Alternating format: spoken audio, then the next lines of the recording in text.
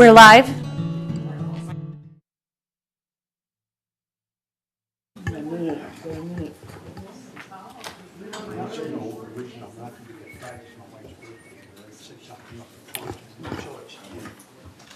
We're on the air. It's 9:29. Good morning, everyone. I know some people didn't expect me to be here today, but since my house is not sold, I'm still here, still a resident. I won't quit till you drag me out of here. Goodbye. I'm going to call this meeting to order. This is a regular meeting of the Board of Directors of the Golden Rain Foundation of Laguna Woods, the California nonprofit mutual benefit corporation. It's Tuesday, October 2nd, 2018 at 9:30. So I'm calling it to order. We do have a quorum. I'd like Director Soul to lead us in the Pledge of Allegiance, please. I pledge allegiance to the flag of the United States of America and to the republic for which it stands, one nation, under God, indivisible, with liberty and justice for all. Thank you. I see the media is here. She raised her hand. So that's good. That's a good thing. Approval of the agenda. So moved. Second, Judith. Yeah, and then I'd like to ask a question. The question. Is it possible, since we haven't done this all year, but the last chair allowed us to change the order of committee reports, because by the time some of us, like security and mobility and landscape, speak, everybody's cleared the room. Can we mix it up a little bit this time? For the last I don't have any meeting? problem with that. Anybody else have a problem? I'll just You call go them first. as I Okay, get the feeling. Okay. good. Thank Sure. you. Anybody else? Discussion on the agenda? If no other further discussion, all in favor? Opposed? Carries unanimously. Okay, number 5, approval of the minutes for the meeting of September 4th. Annette? I make a motion to approve the minutes. Beth? Any further discussion on the minutes? If no further discussions, all in favor? Opposed? Okay. All right. I get my chance again. Today we have a special presentation. As many of you know, this is Customer Service Week, starting yesterday. So, in the name and authority of the Golden Rain Foundation, I'm going to read this proclamation. Whereas, the Resident Services Department is the essential point of contact with a wide variety of service providers, and most importantly, the residents of Laguna Woods Village. And whereas, the Resident Services staff is available 6 days a week by telephone, email, and in person. And whereas, the Resident Services staff provides a wide variety of assistance, including maintenance, landscaping, sales, leasing, vehicle registration, and other important inquiries that are key to maintaining a positive and comfortable lifestyle in Laguna Woods Village. And whereas, Customer Service Week recognizes the contributions of Resident Services representatives to the quality of life in Laguna Woods Village.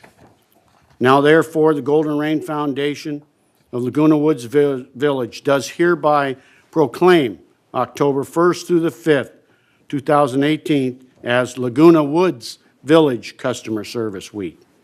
And I'd like to add, on behalf of the board, our thank you to the Resident Services staff for all the hard work that they do for the residents of Laguna Woods Village. Thank you.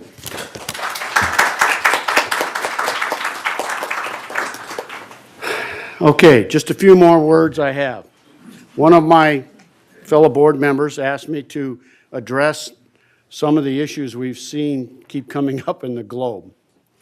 I'm going to try to address a couple of them very quickly. One of the things we see in the Globe is people complaining about the bus service. I'm here to tell you, a while back, I assigned Judith Troutman to head up that committee and to make needed improvements to the bus service. I, for one, think she has done an outstanding job with a very difficult task. She has tried to make it better, which I think she has succeeded, and I think we owe her a gratitude for the hard work she has done in that position. Can I get applause, please? We're not done yet. Next year, whomever director is assigned that task of that committee, I would urge them to continue along the lines that Judith has started. There's still work to be done, but it is still a very important issue to this board and this community, and we will continue on. Judith will give probably her final report a little bit later in the program. Landscaping. We see that comes up all the time. In conjunction with that, I'm sure a number of people here in the audience and a number of people at home are concerned about Roundup and what's going to happen and what are we doing. Do we care? Well, I can tell you, you're looking at a person who has cancer twice from Agent Orange in Vietnam. I care about chemicals and what they might do to people, both staff and residents alike. But I also believe that we got to look on the side of facts. I have directed Bert and his landscaping committee to work closely with United, getting the results of their evaluation. And the moment we do, he will convene his landscaping committee. They will make a discussion of the facts, come back to this board immediately with the results and a recommendation of how to proceed. I think that's prudent, and I hope the residents understand. If I went by emotion, we wouldn't have it here ever. But we have to operate based upon facts and what we see here. So I know the landscaping department takes a hit, and they're working hard under tough circumstances. One of the things that we've said and we hear here in the village is trying to keep enough staff, good staff, especially in the landscaping area. It's difficult, I realize that.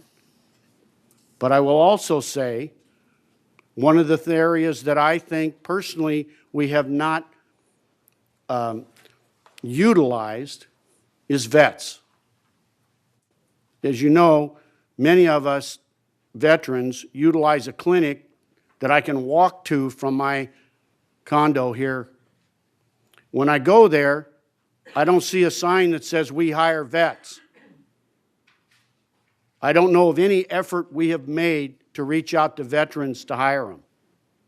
So I urge the next general manager, whomever that selection of that person may be, to reach out to veterans and try to hire as many as we can in a lot of areas. So that's what I have to say about landscaping. It will get better, I'm sure. I don't like the word. Lastly, I hate the word changes. Okay, when you hear somebody say, I'm a change agent, that's what my claim to fame is. Well, I want you to be an improvement agent, not a change agent. We don't change just because we're new or we took over this board or this committee and we're going to make changes. That's hogwash. You make improvements when necessary, when they benefit the residents, not the boards, the residents.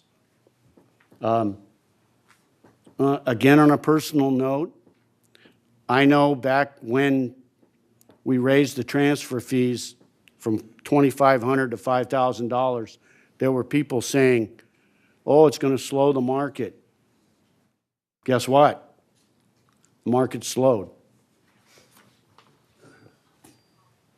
Just a suggestion, folks. Maybe we should reconsider that. And that's probably all I have, other than this is probably my, I know I said last meeting, this is my last meeting, okay? But again, as long as I'm a resident of this community, I'm going to participate in the improvements. Thank you. I just think I have to say that the market in San Juan Capistrano, the real estate market in all of Southern California is in trouble, or it has slowed down. I don't really think it's our $5,000 versus $2,500. Well, But I feel your pain. okay. I'm sure it's a factor, but that's just personal. All right. How about moving on? I've said enough. How about item 7? Lisa Bender from VMS, please. Nice to see you this morning. Good morning. Nice to see you here again. It was all just a fake, no.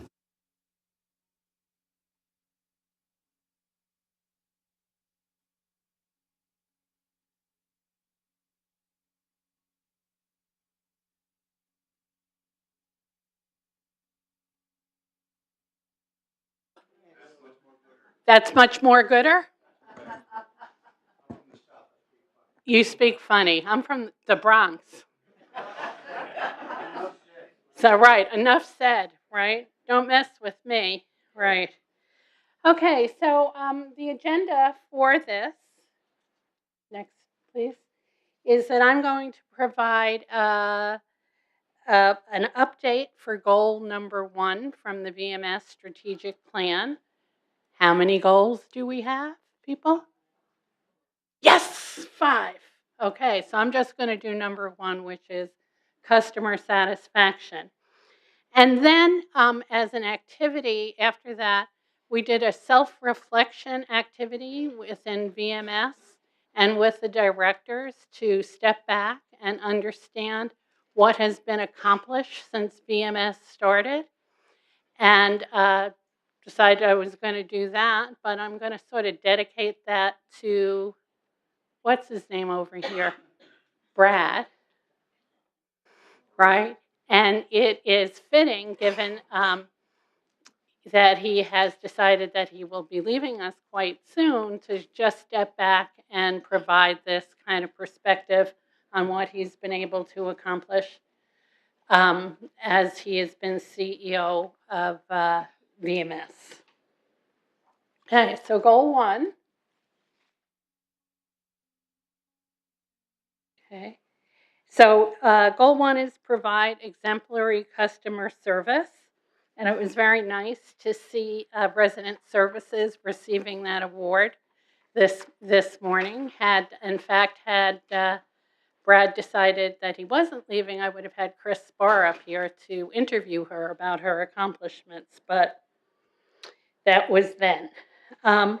Okay, so what has been happening is there's been an auto dial call to new residents to welcome them to the community and invite them to resident orientation and docent tours. And this has been occurring with phone calls from our new public relations specialist, and it happens within the first 6 months of somebody being here. Okay, provide customer service training to employees throughout the organization, including staff development, communication, and problem solving. 50-plus managers and supervisors were trained in August 2018. We still need more for communication and problem solving. And then one of my favorites, even though it's only for United, is the community-wide handyman services. There have been 500 calls from United residents and 220 visits to homes to correct things. There's an attempt to do better analytics and particularly diagnose resident calls regarding landscape needs that are received by resident services. There has been some initial reporting that shows that there are some systems issues regarding closing of tickets, that it looks sort of worse than it is because we haven't kind of closed some tickets. But most requests are completed within 30 days, and there is a commitment to actually do more analysis of the landscape needs and assessments. Brian Gruner is in discussion with the president, the emeritus director, Dan Predole, from Saddleback College to conduct surveys of Laguna Woods Village residents to find out what educational needs they might want to freshen that program up. There's a concerted effort, since we are a very diverse community, to develop recreational activities which better engage residents from different ethnic backgrounds.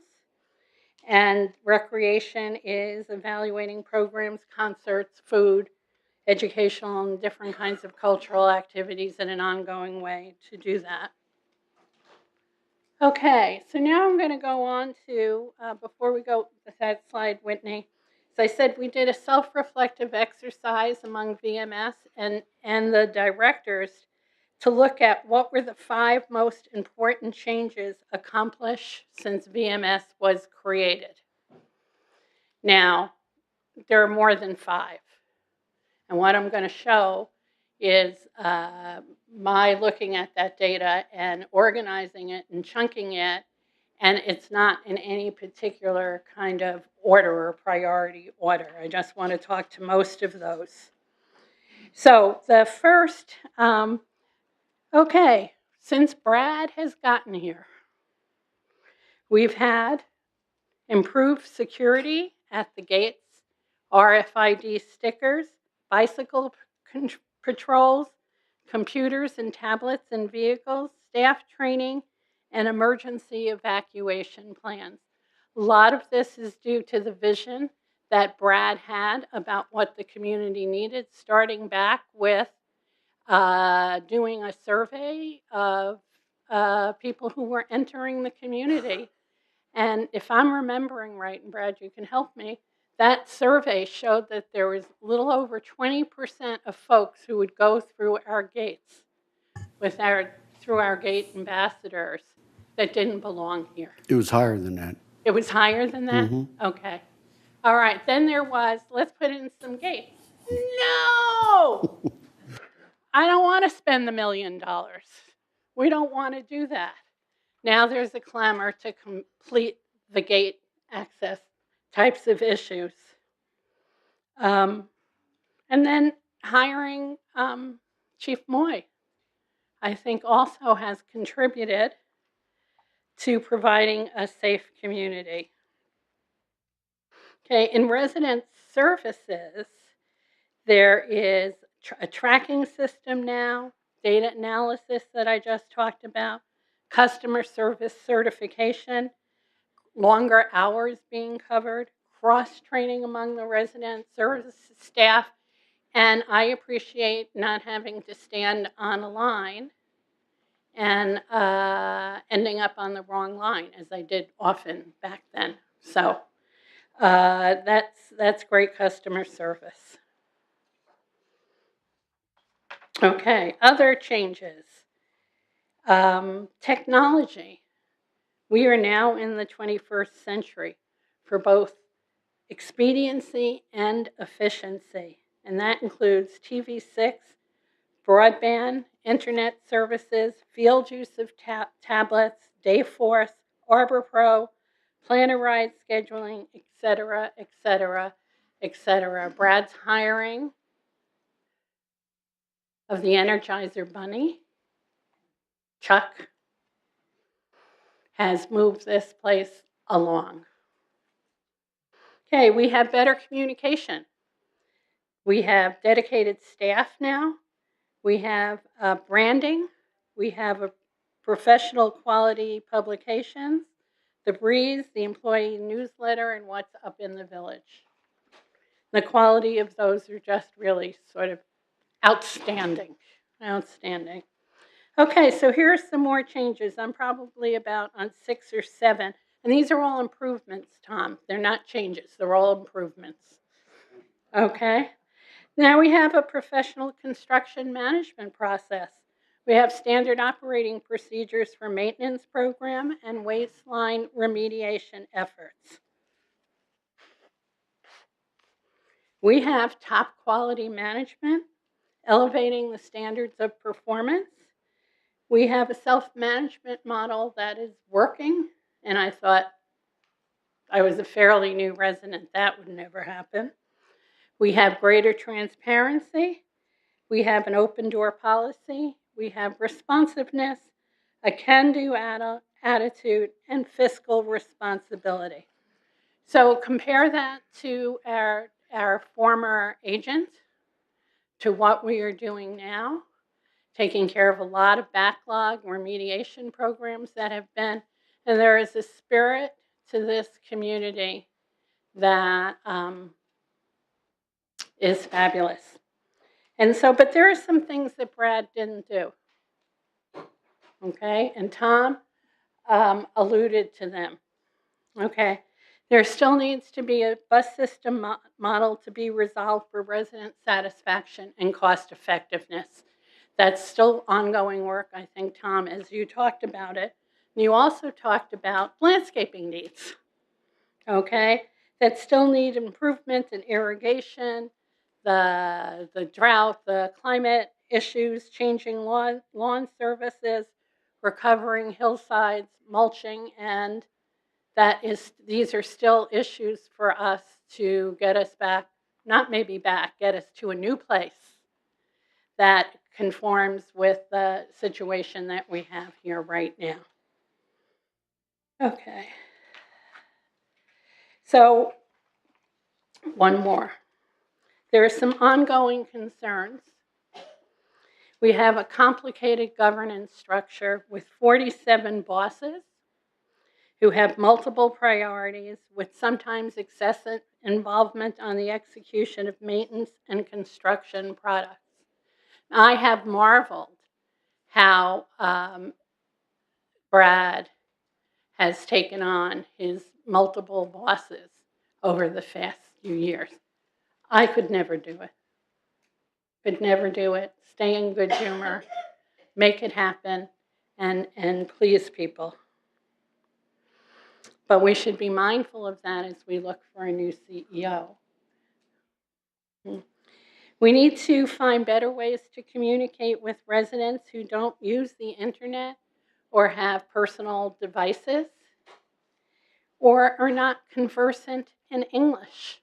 Many of our programs have totally targeted internet-based responsiveness, but some of the issues that we have come from people not necessarily internet savvy, nor will they be. So how do we address those kinds of concerns for folks? Or not conversant in English. I was pleased to see that there was an ESL class the other day, and I think we're still using Google Translator, right, Brad? Right, okay. And then, Tom, this is another issue you mentioned, particularly in relationship to landscaping. This is a full employment market right now. Unemployment is very low, single digits.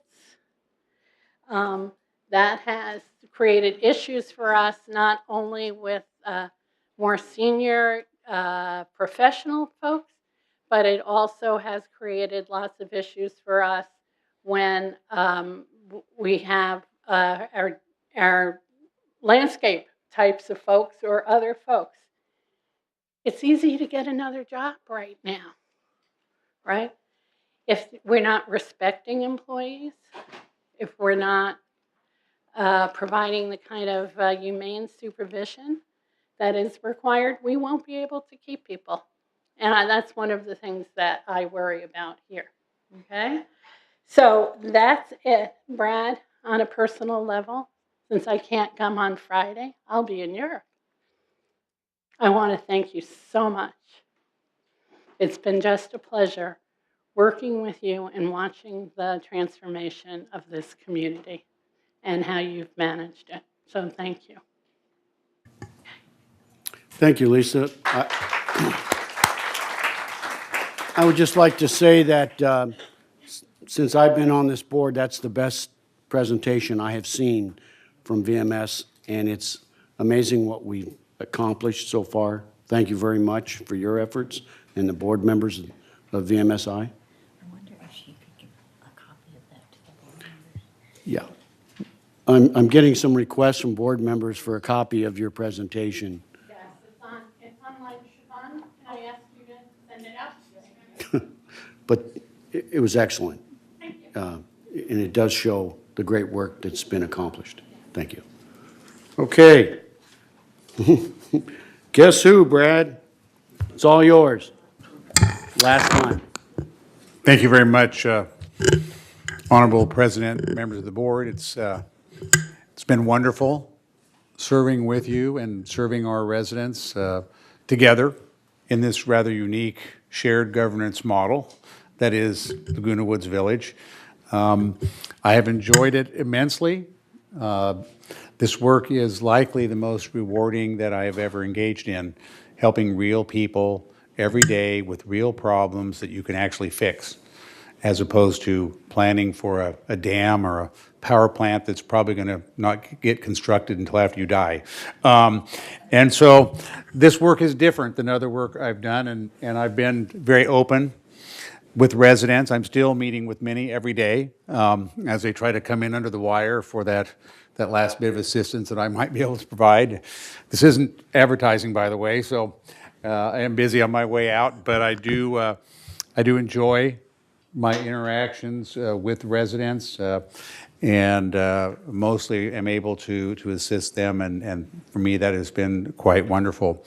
This has been a huge transformation. I think we've maybe underplayed a little bit some of the deferred maintenance, compliance issues, outright illegal activities by the former manager here that we have rectified. Everything from putting emergency generators on buildings without air quality permits, building washdown areas without water quality permits, doing all sorts of things in all manners of way, hooking up gatehouses with bootlegged electricity. You just cannot believe every time we touch something, it was broken. I don't need to hold my tongue anymore because I can just say it. Those folks milked this place for a long time, and they didn't take care of things. And so your boards, and I respect you all immensely. We don't agree on every issue, but we agree on one thing, is that the infrastructure of this community has been neglected, and we have to step up to the plate and fix it. And all the boards are doing that, and I'm so proud and honored to be a part of that, to get that ball rolling, to get competent staff here who can engage in such activities under the direction of various boards. And I think the results speak for themselves. I think really, I'd also like to say, from a technology perspective, I'm most pleased with Chuck Holland, and if there was a way to take him with me, I would. But he's quite wonderful, and he's just really brought us forward.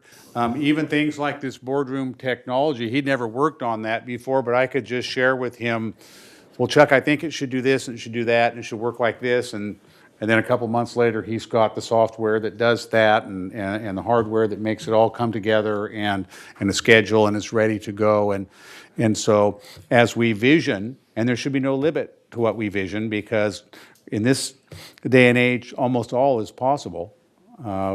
Ideas are the most valuable thing that we have here, and we should cherish them and try to take advantage of the thought leadership that this village has and to try to let that propel us forward.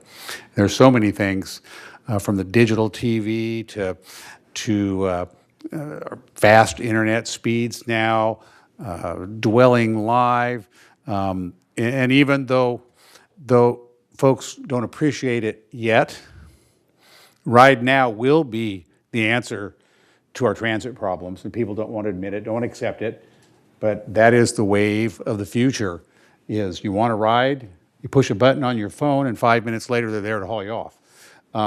That's how transportation works now. And so, again, it's a big shift from where we're at.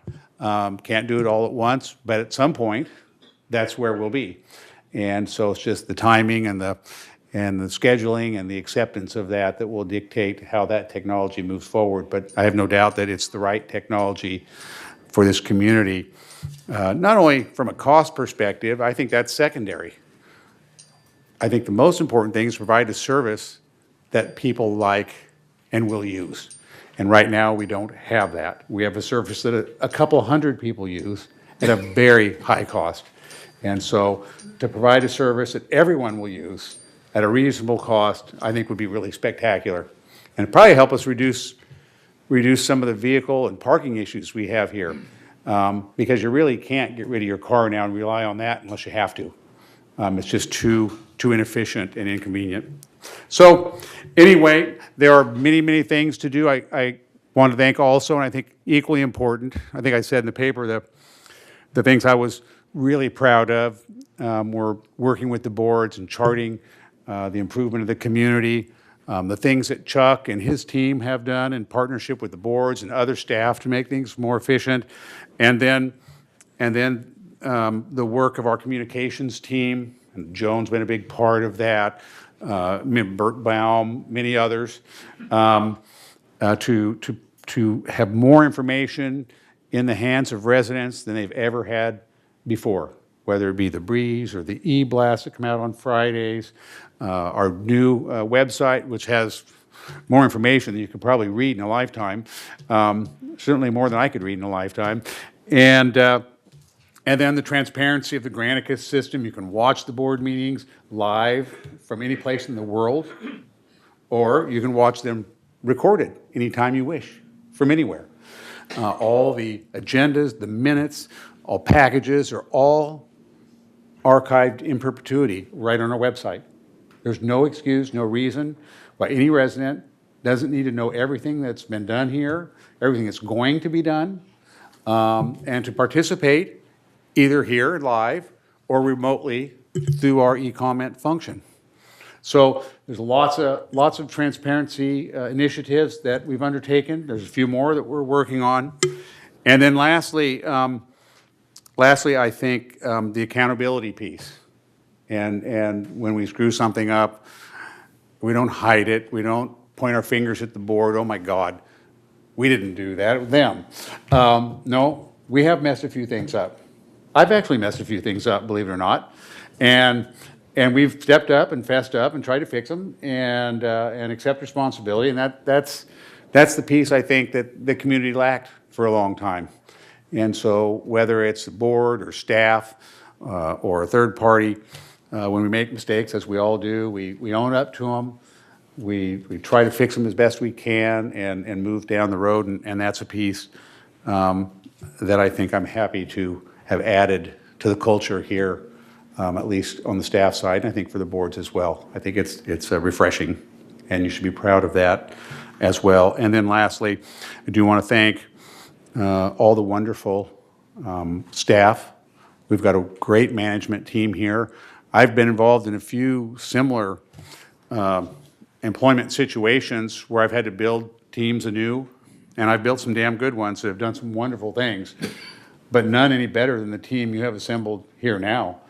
You can just look at where they've worked, what they've done, their education. They've got it all, and they're producers. They're not sit on there. There's no room here for sit on your hands managers and watch. You got to get out there and get your shoes a little dusty, and all these managers do that. So I'm very proud of them, and then the workforce generally, the amount of calls, service calls, demands for service. It is a huge volume of work that goes on here, and everybody has to pull the rope equally hard or you won't get it done. And so I think I've said this before, there's more service calls here, actually 3 times as many, than I received a year in Sacramento County with 1.6 million residents. It's an average of 50 calls a year per resident. That's a lot. That's a lot. I would expect in a county or city, maybe a call or two, maybe half a call per resident. So it's a big number. It's a lot of work. Our systems historically have not been set up to handle that workload. We're not quite there yet, but we're getting very, very close. Lisa mentioned the open tickets. And so we try to get in there and figure out, what does that mean? Why are these tickets open? Why are there so many?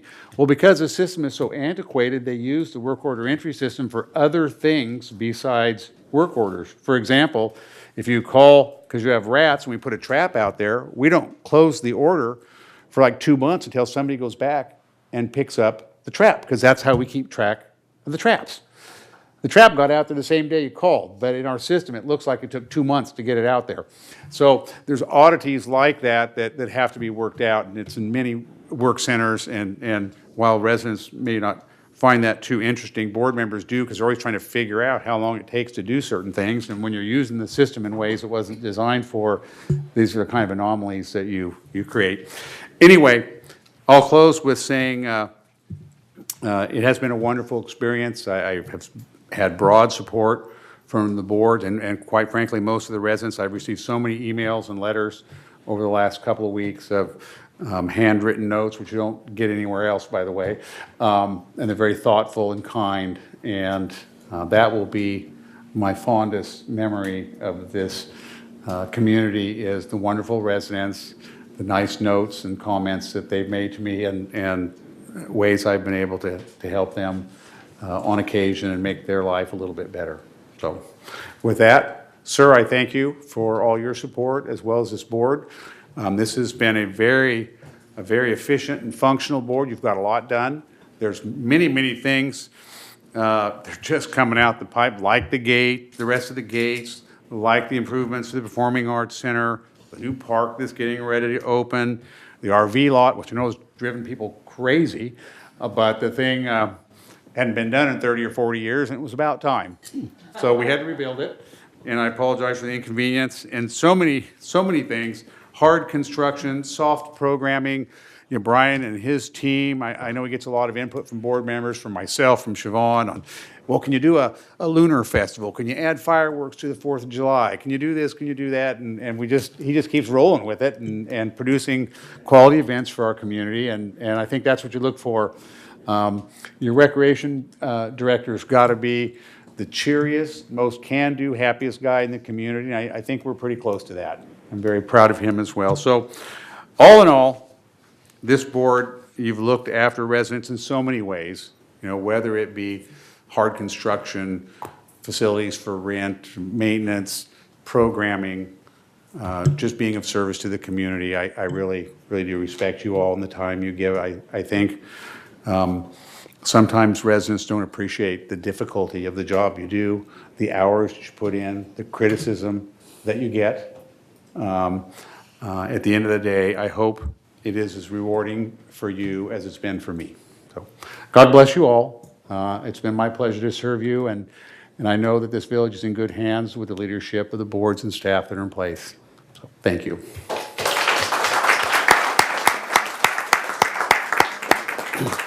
Thank you, Brad.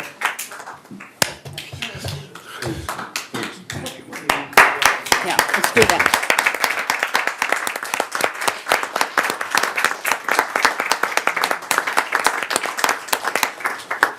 I have a question. Thank you, Brad, for working with us and listening to us. You've done a great job. Thank you. It's been an honor to work with you. Thank you. I have a question. I have a question for Brad. Go ahead. When you came to us, you had you were brought with you some really wonderful, talented people from other cities that you've worked with. You're not going to take them back, are you? Please? No, they're really secure here and enjoy their work, and I think I would not feel good about that. I really, there's more, it takes about 5 years to really pull one of these off in totality, when you're kind of starting a little bit from scratch. And this is in some ways worse than starting from scratch, because you got broken stuff you got to repair along the way. At least when you're starting anew, I think it's a little easier sometimes. And so there's still a couple of good years of hard work to put a lot of the processes and systems in place that will serve this community efficiently for many, many years to come. And those people are needed to do that work. Plus, I don't think they want to drive that freeway to that other city. Thank you, Brad. Thank you, Judith. Okay, item 9, open forum. At this time, the speakers may address the Board of Directors regarding items not on the agenda and within the jurisdiction of the Board of Directors, Golden Rain Foundation. There's a maximum time limit of 3 minutes per speaker, and the speaker may only address the board once during this period. The board reserves the right to limit the total amount of time allotted for the open forum, and we may limit some of that depending on how many people we have. Who's first up, Whitney, please? Chris Collins. Chris.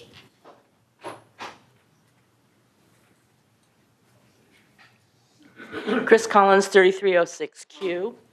I'm here today to represent the foundation of Laguna Woods Village. And, our motto is neighbors helping neighbors, and the many generous contributions that come from this community, from individuals and clubs, certainly makes that a reality. And so we receive many thank you notes from folks that have been helped. And of course, since we work with social services, and this is totally anonymous, these are anonymous, but they are thank you notes that the names have been redacted by social services, but they've been sent to us, and I want to share some of them with you today. And so here we go. This is without your generous gift of the Stater Brothers card, I would have had no holiday dinner. I had $2.15 in checking and $1.65 in my wallet, and the freezer held only asparagus and some codfish. Thank you so much. I'm very grateful. Thank you for having all the programs to help residents. We were blessed by one of your generous programs. This is really a wonderful place to live. We would like to extend our sincere gratitude to the Foundation for help with an electric bill that was provided in our time of need. I am writing to express my utmost thankfulness for the gift you bestowed upon me to have my tooth fixed. I was not sure how I was going to do this myself. You see, my mother had a very debilitating stroke 8 years ago, and her life, along with mine, stopped. We're just getting by, and when unforeseen problems arise, it really rocks our lives. Thank you so much for the Stater Brothers gift card. What a welcome surprise. My financial situation is such that my diet is usually deficient in protein and fresh vegetables and fruits. But your generous gift will go a long way toward correcting that for the next 2 or 3 months. You're so kind, and I am so blessed. And lastly, thank you for the hearing aid I will be receiving. Thank you for the gift of hearing. So for more information, please go to our website, which is the Foundation of LagunaWoodsVillage.org, or you can contact us at 949-268-2246, or the foundation at comline.com. Thank you. Thank you for everything you do. I don't know what we would do without the foundation here. There's so many people that need help, and thank you to all the people who work with the foundation. Next, Whitney. John Northrup. John.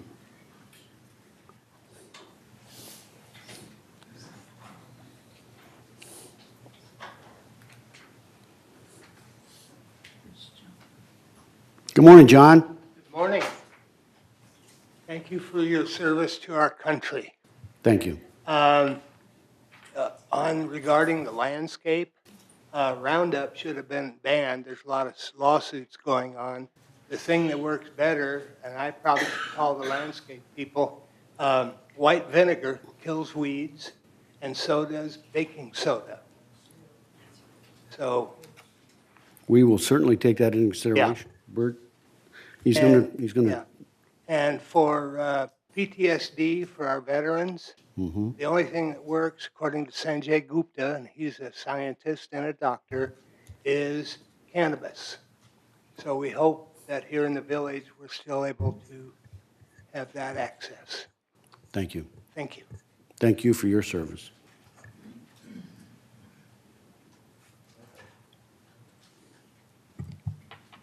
Julie Baggish.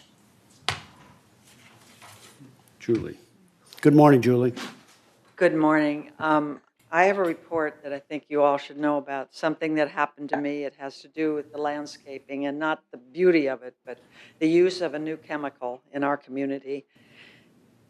On September 17th at 7 a.m., a chemical was liberally watered, not sprayed with an open, but watered with an open hose and no nozzle around my carefully planted garden and my breezeway on the creek.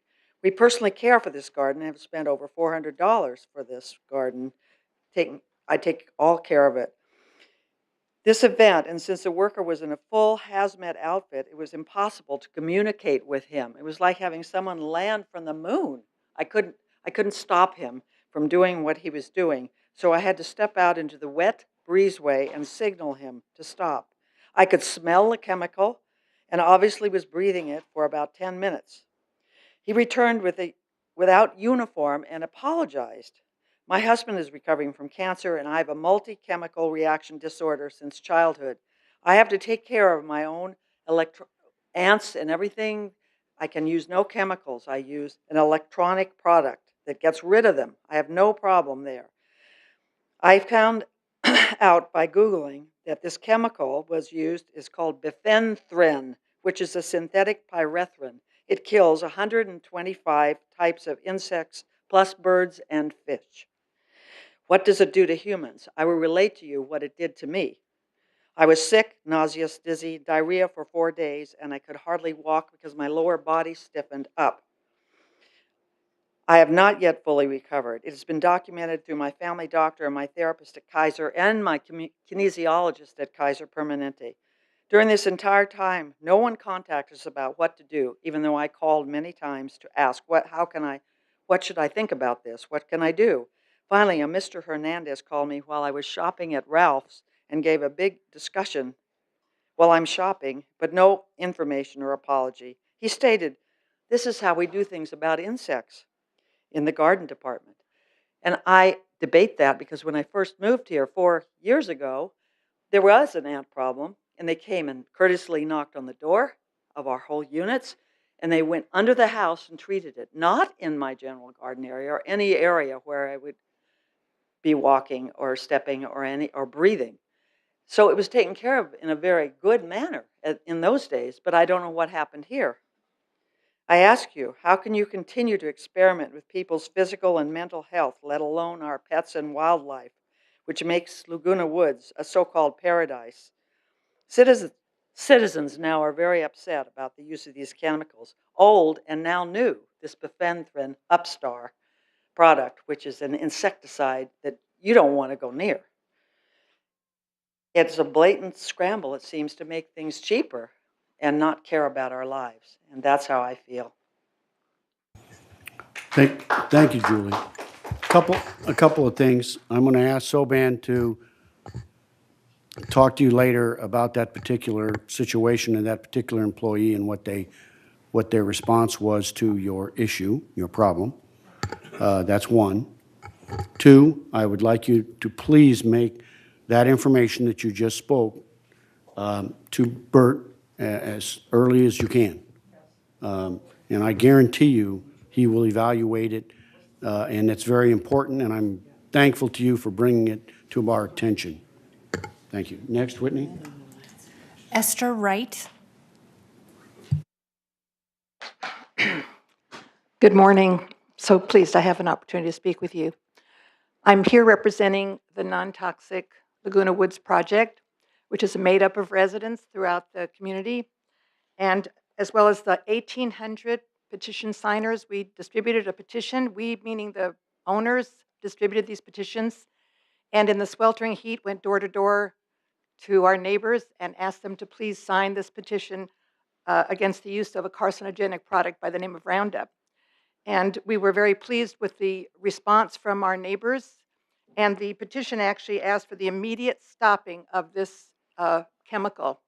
In my cul-de-sac, I live in 172D. I live in cul-de-sac 56.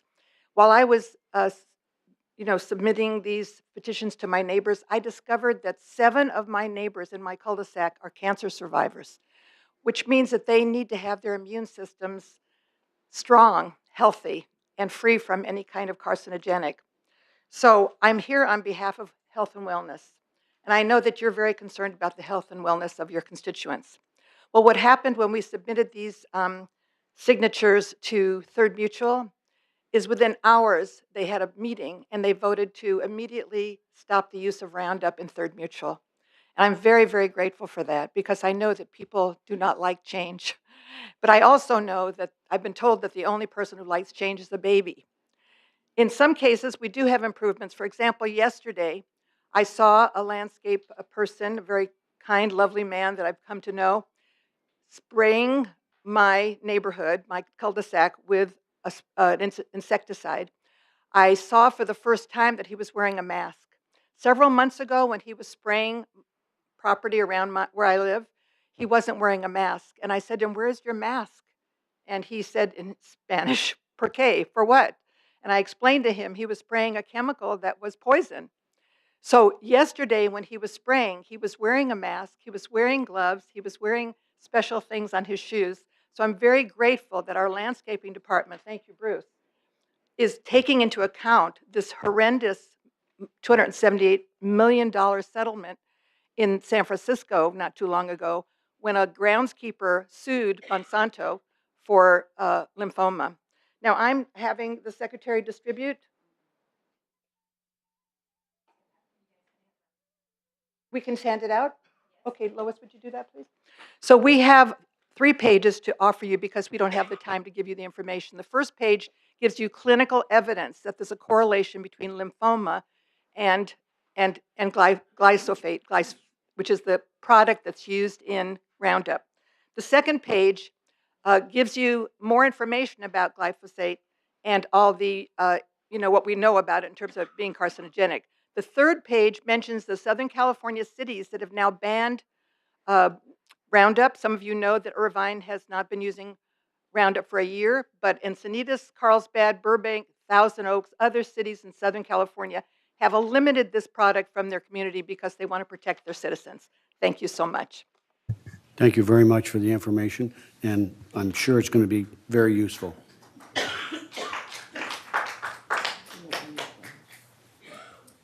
Carl Randazzo. Carl? Good morning, Carl. Good morning. I'm 831A and a director on the United Board. I'm here today to allow GRF to either refute or agree to the article that was in the Globe regarding the post office. As a director on the United Board, back in the August meeting, the directors were given the potential lease that we were going to possibly provide to the post office department for that particular location because their lease was up on September 30th. And I made some comments. These comments were really minor comments, okay, and others made some comments. We reviewed it in our closed meeting, and as a result of that, I thought it was submitted out with the GRF for final execution.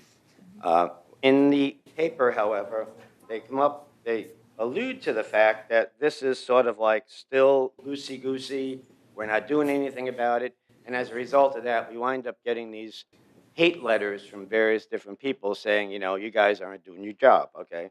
And it states here, Ramirez, who's this person who's in charge of the post office, said the government mailing service has not started negotiation for an extension and that any discussion may start in a few months We are hopeful that the landlord will offer another lease. We're hopeful that the landlord would offer another lease. She said, if the landlord decides not to extend our lease, we'll look for another location. Now, the lease that I reviewed, okay, it was a 5-year lease. It was rather white bread, if you will, okay? And it was for a nominal fee per year, okay? So if they had a problem with that, I don't know where this is going, okay? So I'm giving you people the opportunity to either refute this article or, because people right now, all they can see right now is the fact that these people, we, in the governing document, in the governing section of this particular community are not doing anything. So, and I happen to use the post office myself, and the place is always packed. Thank you. Thanks, Carl. Thank you. I'd like to take the opportunity to respond to Director Randazzo's comments. We have been negotiating with the United States Postal Service, and a lease will be coming before all the boards at the annual meeting on November 14th. This effort is spearheaded by the GRF attorneys, and they met with us again yesterday and assured us everything is set to come before the boards on November 14th. And if you ever dealt with the federal government, it's not an easy process. Okay, we are in the process, and I think it'll be solved very soon. Thank you so much. Next, Whitney. Michael?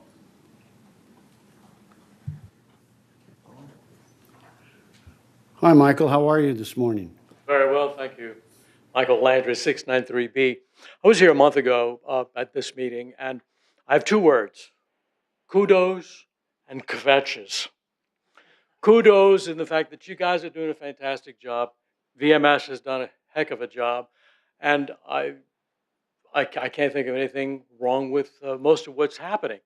The kvetch, on the other hand, is I came here along with Roberta kvetching about the creek. And I think rightfully so. It looks bad. It looks like a third world country walking path.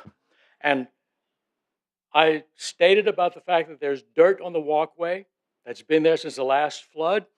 After I got off my high horse and sat down, I felt I was chastised. And since we only get one chance at this, I didn't get back up and talk because I was, at that point, a little hot under the collar. The chastisement was obvious by another one of our people in the audience, handed me a note saying, "Well, that'll teach you to speak up, you whippersnapper," in jest. And so I just want to say I don't feel we as residents should be chastised by the board. And I felt I was so done. I understand that there are many different entities that have to deal with the creek. I know there's Laguna Woods, Laguna Hills, Laguna Laguna Beach. Everybody's involved with it. You can't just go and do stuff. But here we are on the verge of another rainy season. The mess from the last rainy season is still there. The reeds are very, very thick. And I understand that the reeds act as a filter for downstream. But what's going to happen if ever we get rains? We're going to get flooded. Okay? And I'd appreciate not getting chastised again. Thank you. Thank you, Michael.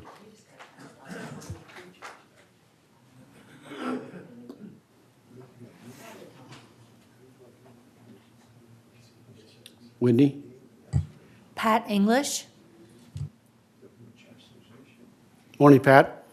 Good morning, Tom, and thank you for all your work you've done for GRF. It's been quite remarkable. Thank you. Pat English, 2022D. I'll be very brief about this because you preempted me. I've been a director of United for the last 6 years, and I've never had quite so many complaints as I've had recently, and it's all about the bus service. So I'm very happy to hear that Judith's working on it. I'm sure she'll do a great job. And also, the important thing is to get the people satisfied with the service and at the same time get the costs down. And that's a very difficult thing for anyone to do. So thank you for all your efforts. I'm sure we'll hear a synopsis from Judy later on this. Thank you very much. Thank you, Pat. Lois Rubin. Hello, 5509B. And I just want to thank each and every one of you for being open and for being concerned about the health and the well-being of all of our residents. A little background information. In 1984 and 1985, I conducted a controlled study at UCI Medical Center related to stress and health. And that was for my PhD, my doctorate.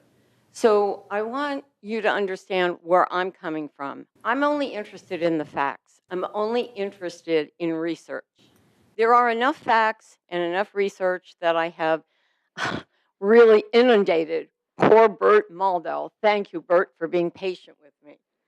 I also submitted to Bert, we've been emailing back and forth, the pesticide usage report for Laguna Woods Village, which I procured from the Orange County Department of Public Works. They keep records on all of this.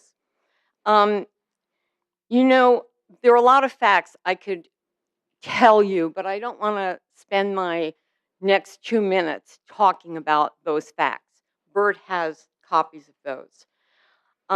What I want to talk to you about is the fact that the 1,800 signatures, which, by the way, we were not able to contact any of the golf club people because they were on sabbatical when we were walking around with these petitions for signature.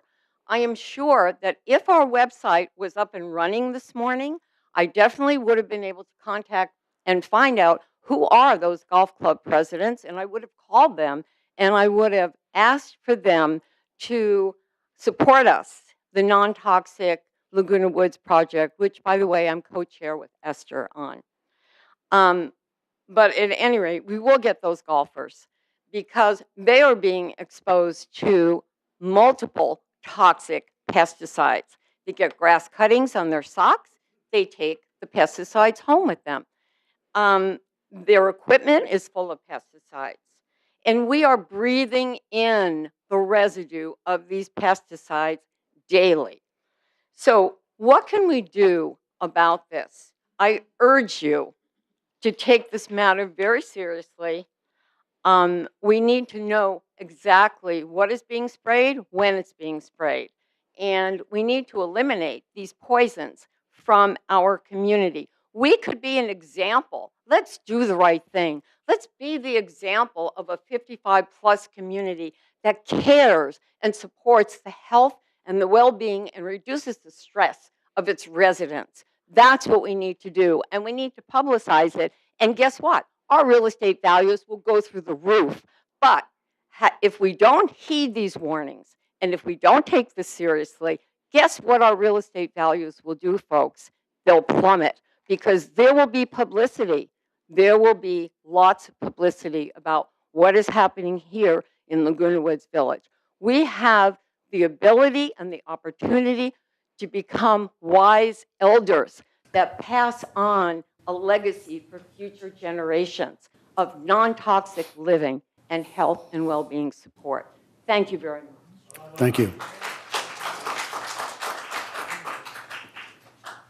I think that's enough for regarding Roundup. We get it. I get it. Bert's got it. I got it. Okay?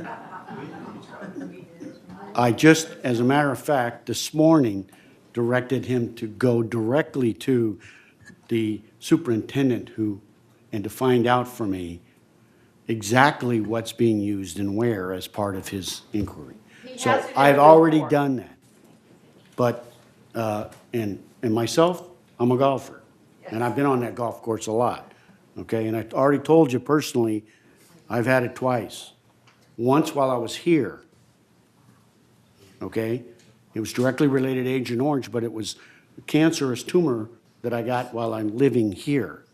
So if you don't think it's not important to me, you got another thing coming. Okay. Whitney. Mary Stone, Mary.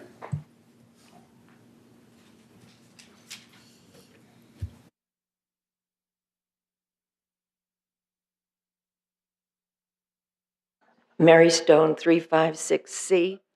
I'm not going to talk about Roundup. I thank Carl for mentioning the post office because I got several calls on that one too. Since this is going to be Resident Services or Customer Services Week, I hope that maybe we can update the resident service phone greeting and the messages. We are no longer property services, and we've got Wendy Paniza still giving the message. So if you don't mind, look at that. And one of the things that wasn't mentioned about the accomplishments that Brad has brought to this community, which I think is one of the most important accomplishments, is the culture of friendliness. Our staff and all the people in the field seem to be much more friendly, and people have noticed that and have brought that to my attention. And I thank Brad and his staff for their focus on being friendly and courteous to the members and residents of this community. Thank you. Thank you, Mary. That was a very, very good point. Meredith Ziegler, Thank you very much, Meredith Ziegler, 5509A. I'm going to mention one more thing about the chemicals on the golf course. I won't mention Roundup, but in 2017, this was supplied by the Department of Public Works. We used approximately, or the workers used approximately 18,000 pounds of chemicals. The problem that I see is the lack of control. Are these operators actually licensed? Are they just employees that randomly put on their suit and randomly spray? So what we would like to do is set up a meeting with, I understand it's Brian Gruner, the recreation director, who's in charge of the chemicals, to actually sit down with him, have him supply the material safety data sheets, and get more information as to procedure. I know it's once a month that these chemicals are applied, but how quickly are the chemicals absorbed into the soil? How much of the product becomes airborne? What if it rains? What if there's a windstorm?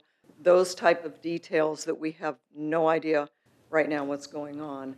And any of us living near the golf course or walking our little doggies on the golf course, now are we having to wear suits because we're breathing in this toxic chemical?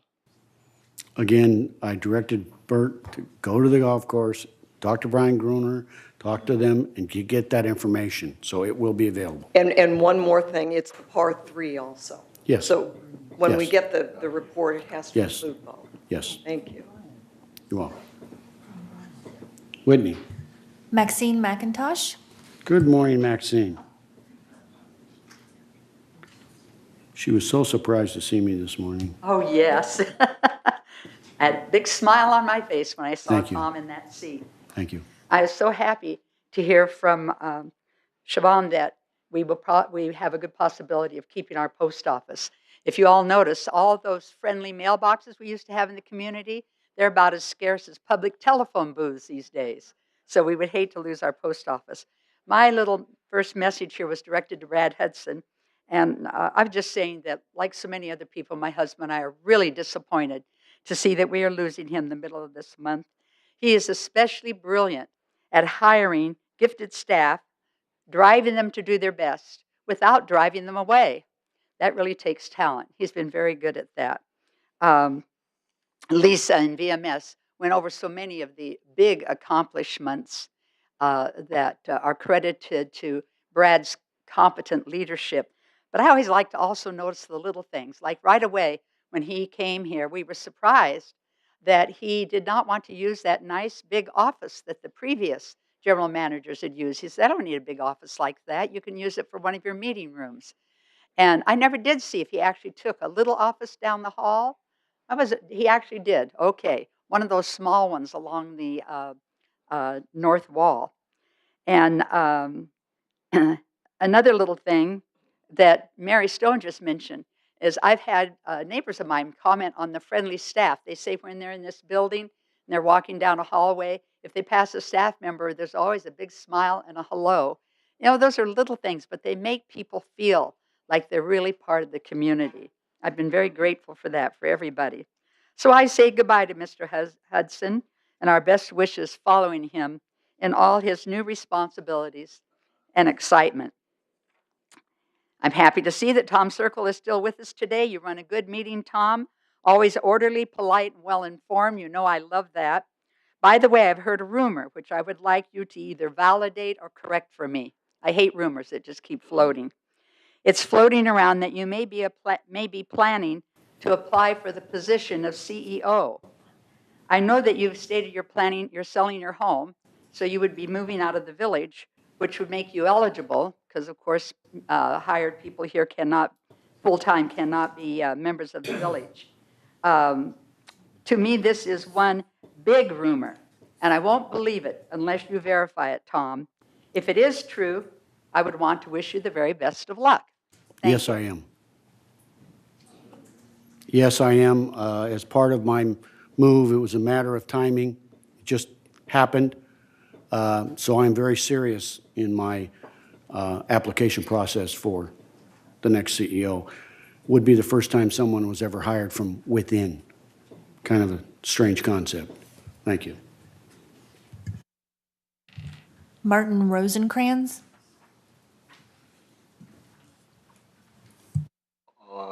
These other subjects are really much more important. I want to deal with something that's much more mundane. I'm 4010 3B. The place is beautiful.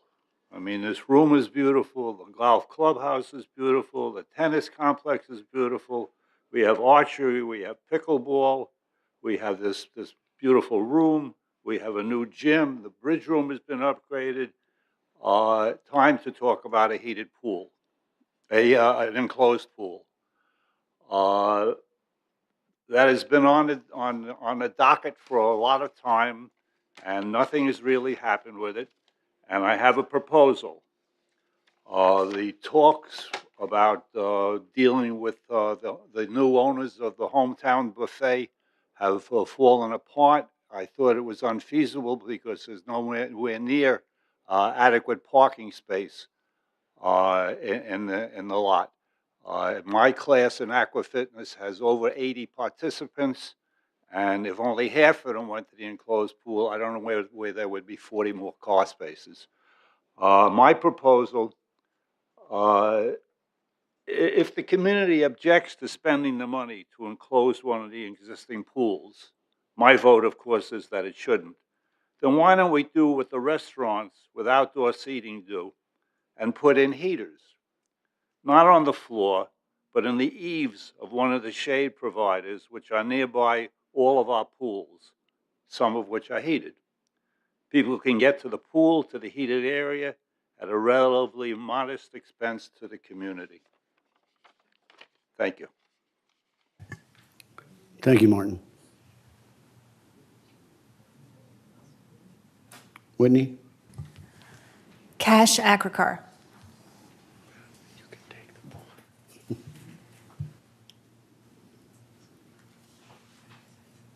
Good morning, everybody. Good morning, Cash. 201E, my name is Cash Akrakar.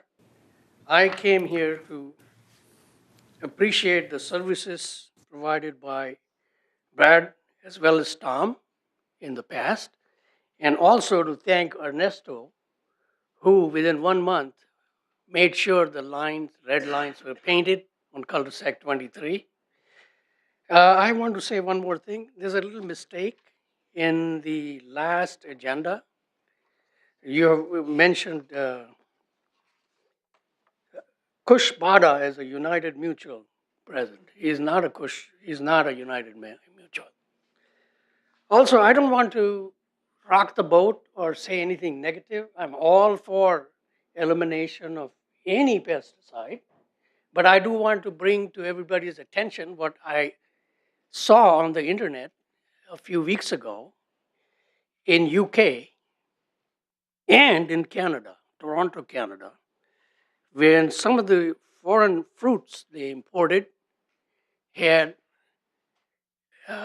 white sacks of eggs or spiders that opened up in somebody's home, and these are very dangerous spiders. So I want to say, everybody, with the advent of organic materials, etc., to make sure all your fruit you inspect right in the store rather than bringing it home and then inspecting it inside and out. Things like bananas, grapes, especially because they can hide small critters.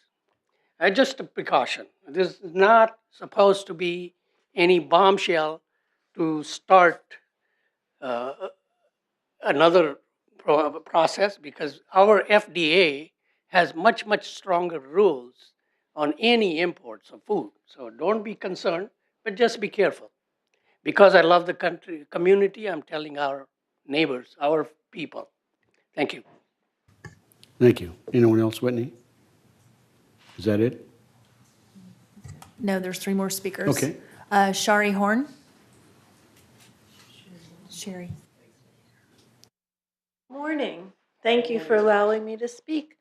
I also want to thank Brad for the great job that he did, and we're sorry to lose him, and we'll go to his party on Friday. I know you don't want to talk about Roundup, and my name is one of those signatures on there.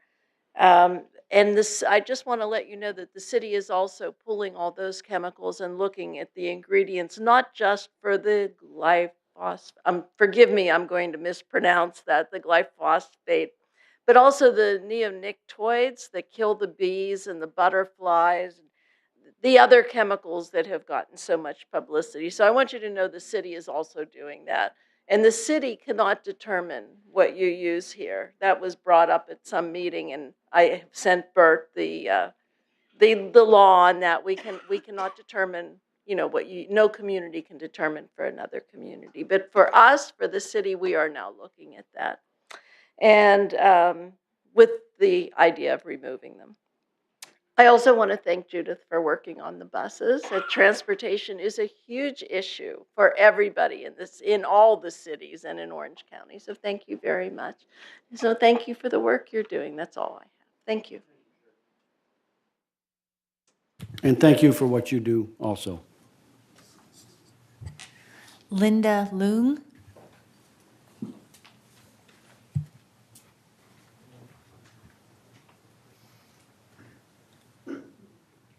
I'm from 4007 to G.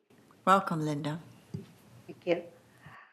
I'm coming to speak about the county set of 403.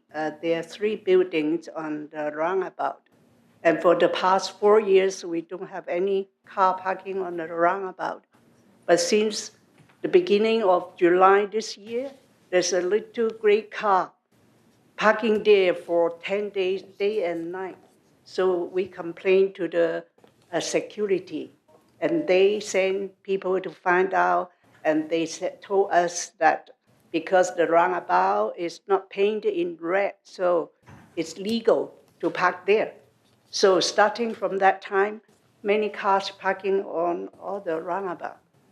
And I think there is some people complain or bring this issue to the board, and by August, end of August or September beginning, there's some actions on the roundabout. The roundabout 2, they have painted half of it, but 2 sides is not extended. So they, I saw one day they marking both sides. I thought they are intending to paint in red, but finally they just paint one side. The other side still, they remove the mark. And then the car now not parking that part, moving to parking on this part. Sometimes 3 or 4 together. The side is sidewalk is just for enough for one car, but stop there all the time, every day. So we're feeling very bad when we drive back So I'm speaking on majority of our building. They want to request the board to have the extension, to have the red line extended to the end of the parking lot. So no car will park in the future on both park. Okay, that's what I am coming for. Thank you very much. Thank you, Linda. I'm sure the chair of our security committee will address that issue. Yeah, well, it's also a mutual thing. Catherine Freshley.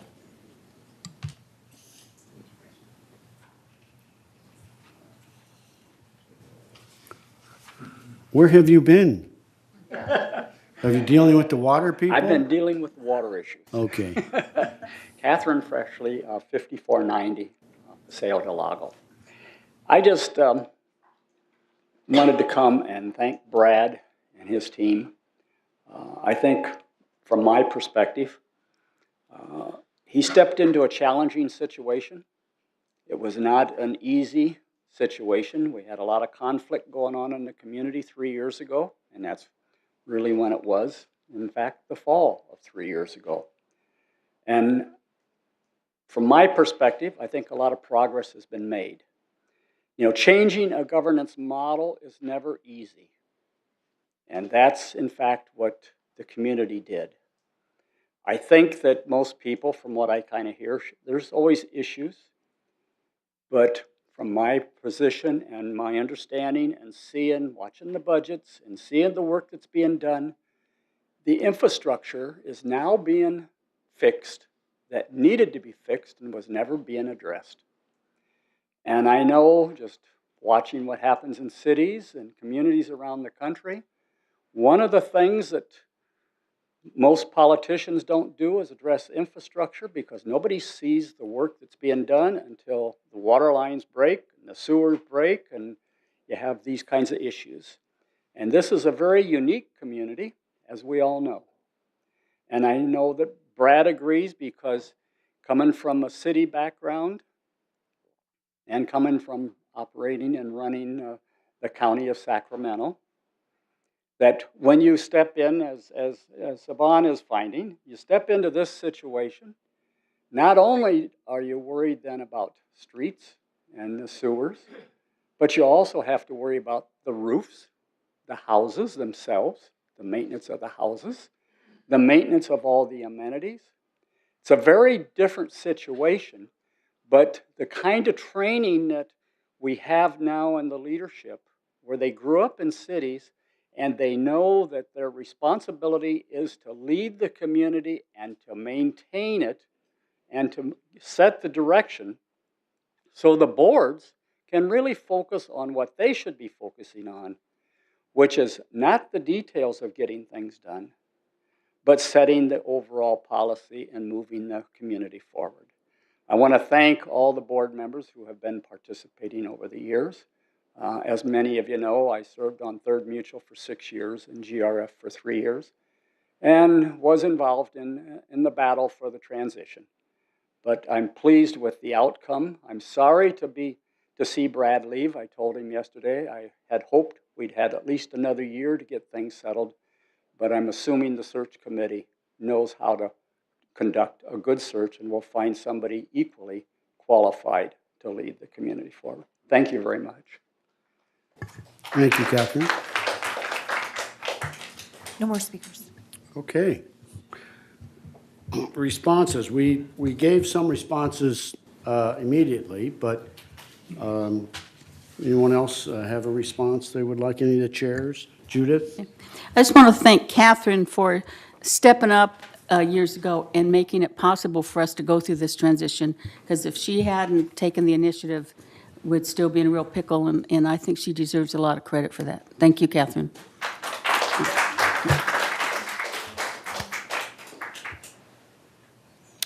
Yes, Jim.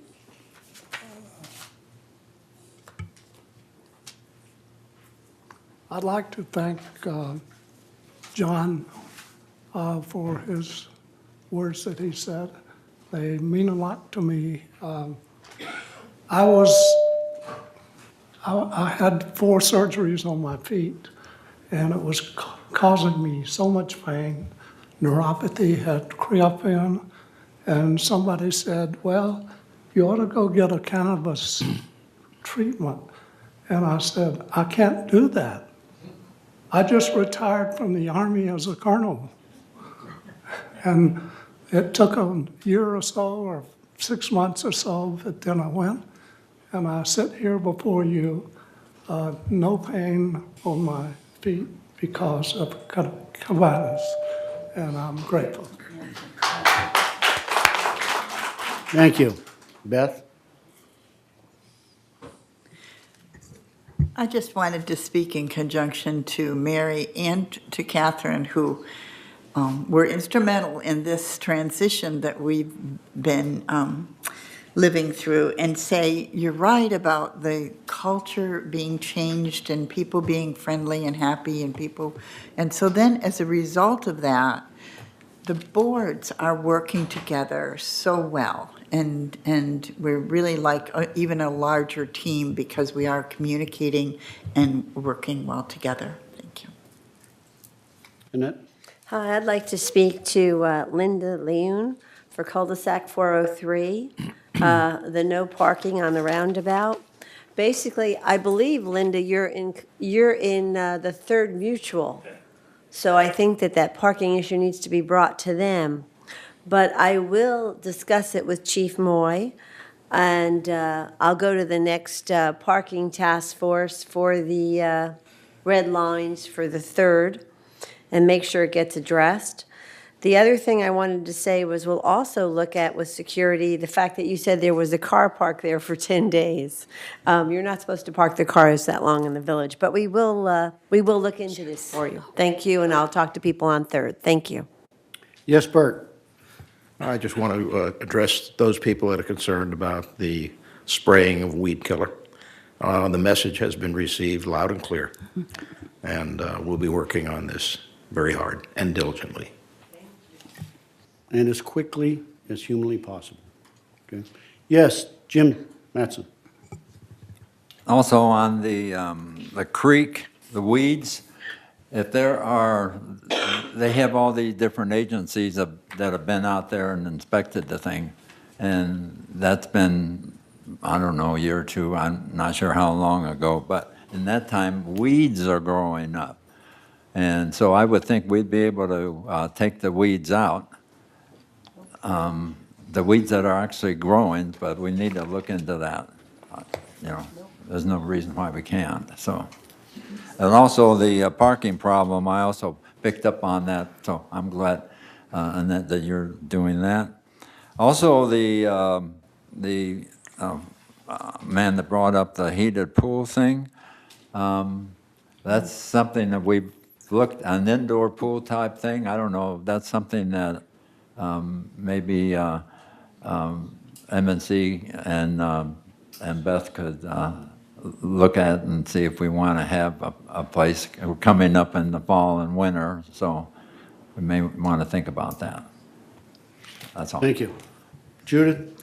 Well, as far as that goes, we threw that around for several years, and every single time it was knocked down. I was in favor of it because myself and several others have fibromyalgia, and that is the therapy of choice. However, I wanted to touch on the cannabis, and I'm sorry, Sherry just left.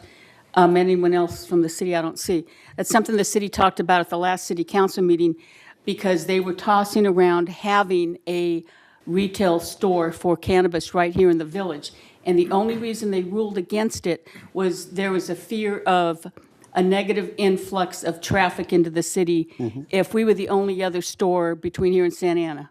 And that is the only reason they did decline to allow a store in the village or in the city of Laguna Woods, unfortunately.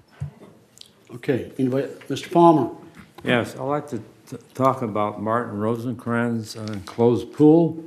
When I was on my first run at the GRF board, we were investigating a pool enclosure. We visited the one in Irvine, and somebody on the board came up with a very elaborate, fancy enclosure, which I never would agree to because it would cost probably a lot of money.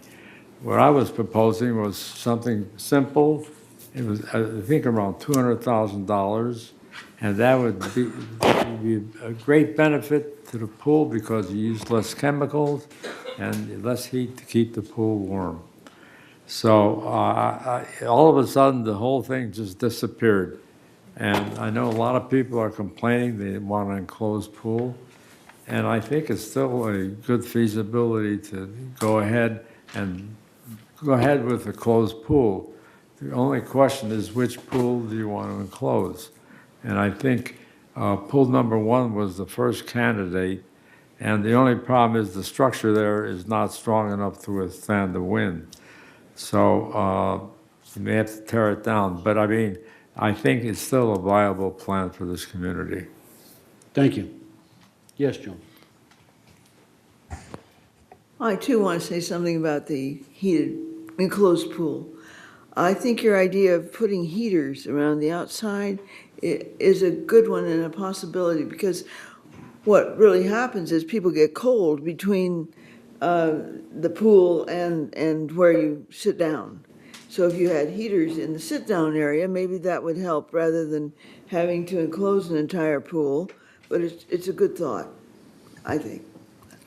Certainly, I think there's enough response that CAC will begin to look at it and see what we can get done. Okay? Thank you. You're welcome. Anybody else? Anyone else? Yeah, Will? Go ahead. This is repeating ourselves here, that we have bounced this idea around for, I don't know what, 3 or 4 years. And I know Brian has looked into it, and the difficulty and cost was quite high. But the interest is so large that we will bring it back to CAC and see if there's a way that, I like your idea of the heaters, and there may be just another way to be able to do this without such a great cost. Thank you. I'm going to end with my thanks to Catherine and Mary Stone for their efforts in the beginning. It took a lot of heat from a lot of places. They stood up. One of the things that always amazed me that Brad forgot to mention with the prior administration, when I found out that our security department did not have a state license to operate, I was a little surprised, to say the least. They do now. So PCM didn't do us any favors, boy, that's for sure. And I'd like to thank Maxine for her continued support of me personally and professionally. It means a great deal to me. Okay, here we go. Consent calendar, none. I like that. How about unfinished business? None. We'll go right to 13. 13A, entertain a motion to release the release of 2019 capital plan items. Yes, we have to read it first. Okay. Resolution 9018XX, 2019 capital plan, early release of funds. Whereas Resolution 901843 adopted and approved the capital reserve expenditures plan of this corporation for the year 2019. And whereas funding for certain items should be accelerated into the current year to facilitate ordering lead times and efficient operations. Now therefore be it resolved, October 4th, 2018, the Board of Directors of this corporation hereby authorizes an early expenditure of $811,800 from the approved 2019 Capital Reserve Expenditure Plan for the purchase of 7 cargo vans, 4 ADA buses, and 1 scrubber to be funded from the Equipment Fund. Resolved further, the Board of Directors of this corporation hereby authorizes an early expenditure of $496,400 from the approved 2019 Capital Reserve Expenditure Plan for gate replacements at Main Service Center Entry, RV Lot B, and El Toro Access Road, and miscellaneous projects. Resolved further that the officers and agents of this corporation are hereby authorized to, on behalf of the corporation, to carry out this resolution. I move we accept this resolution for the early release of funds. I second it. Judith, second. Any other discussion? I just want to say, I'm in favor of this, obviously, because of the buses. And once you hear my transportation report, you'll see why this is really important that we get these funds released early. Go ahead. I speak in favor of it as well, but I do think that we need to there's something missing on it. The 1, 2, 3, fourth paragraph. We didn't mention what this. Let's see, the bottom line, last line says RV lot and El Toro access road and miscellaneous projects to be funded from the facilities fund. That was inadvertently left off. Yeah, we need to correct that grammatical error. Right, the first there, now therefore is the equipment fund, and then and then the other is, Annette had asked a question, one of the things, let's see, so what we do with this funding, why it's an early release, is just so they can get started on funds, and with miscellaneous projects, it's in case something comes up, they have some funds available. Thank you. Anybody else? Mr. Palmer? Yes, I was just curious about the buses. Are they going to be going electric? We can't get electric buses with ADA equipment. That's the only hold, in the future, but right now they're not available. That's the only thing holding us back from going electric on the buses, because you can't get ADA ramps and things of that nature, certain specifics. Sorry. There's got to be somebody that makes electric buses. No, we can get them. We can't get them because of the funding of ADA. Well, I mean, when are we going to start? I challenge you, Richard, to go find it. That's the challenge for the next chair of the Mobility Committee. He's on my committee. Be at the meeting tomorrow.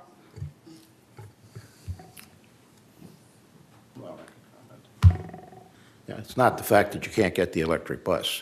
It's the fact that you can't get them with the ramp.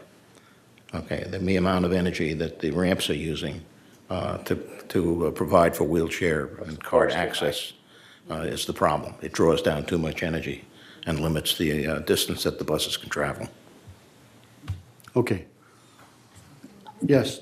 Just that this is just asking for an early release of the funds, because these projects have already been approved. Yes. They're already in the plan. Catherine? Yes, Catherine Freshley. I just want to compliment, and one of the things, and just to kind of point out from a historical perspective, you know, you go back 3, 4 years, 5 years, 6 years, we never addressed the capital issues until the January meeting, which meant then that all of our capital expenditures really never started until about May or June. So if you ever wondered why we never got the work done that we had budgeted in any one year, was because we didn't do the advanced planning as you're doing right now to make sure the funds were available and the contracts could be exercised so the work could be started in January. And I want to compliment all of you. And it's actually due to Brad and his team that recognize that if you're going to manage a community properly, you've got to be having your contracts exercised 12 months a year and not 6 months a year. Thank you. Thank you. Okay, without any further discussion.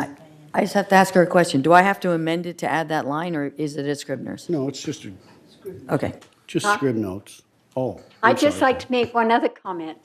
You say you can't do electric buses because of the ramps. Have you tried the hydrogen or fuel cell? Is there an opportunity there or not? Thank you. I'm sure they've looked at the hydrogen. The big problem is we do not have the ability to fuel hydrogen vehicles. And to put in a fuel station here at the location would be quite costly. Okay, without any further discussion, all in favor? Oh, we got it. It's on the screen. No, mine's blank.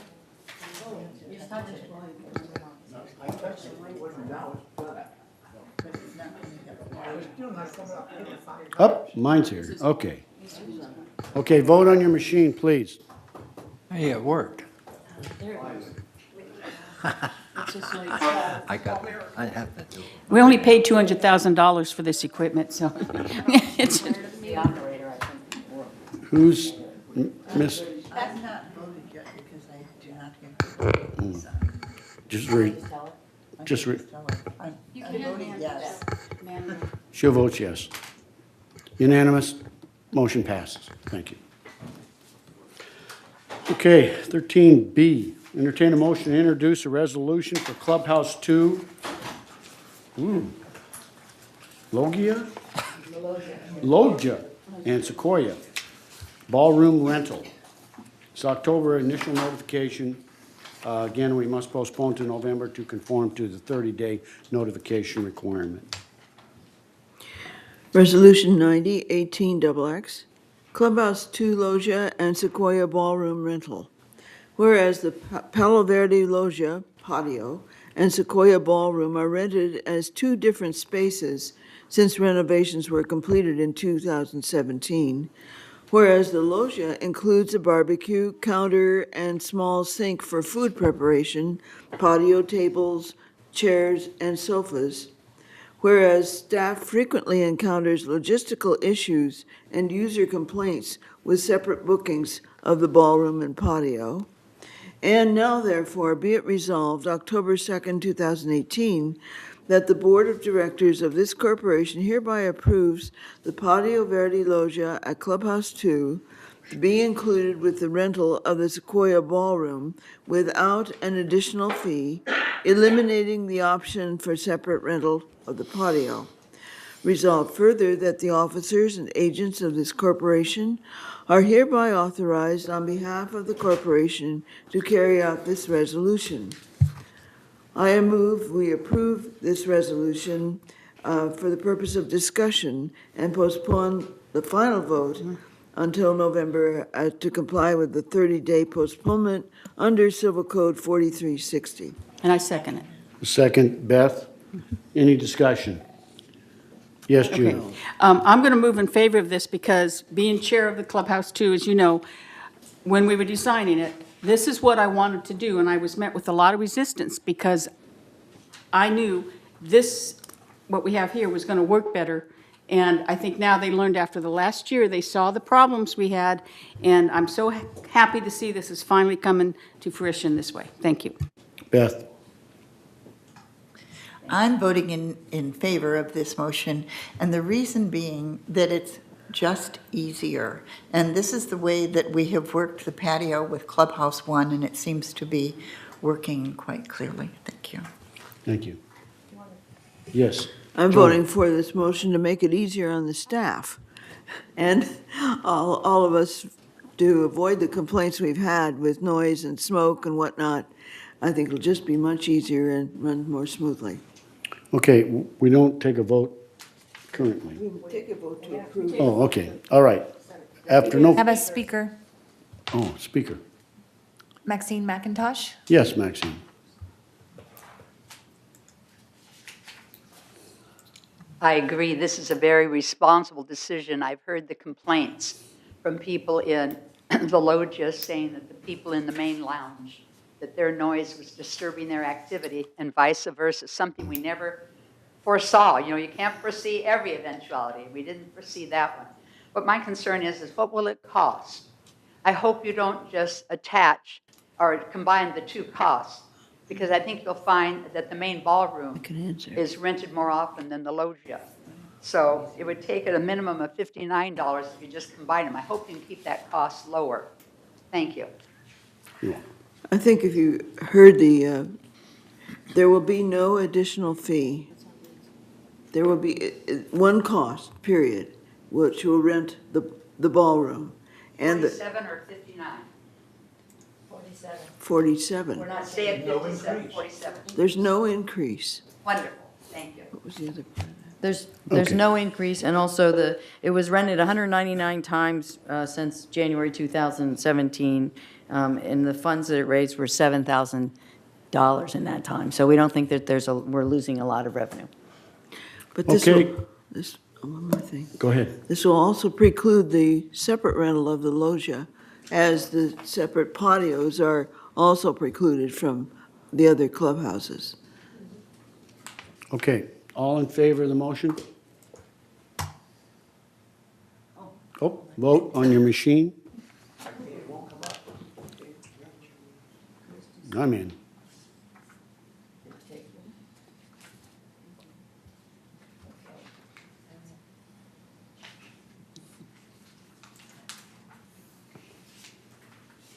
Director Mattson. Unanimous. Motion passes. There it is. Okay, 13C, entertain a motion to introduce a resolution for summer kids swim, permanent relocation to Pool 6.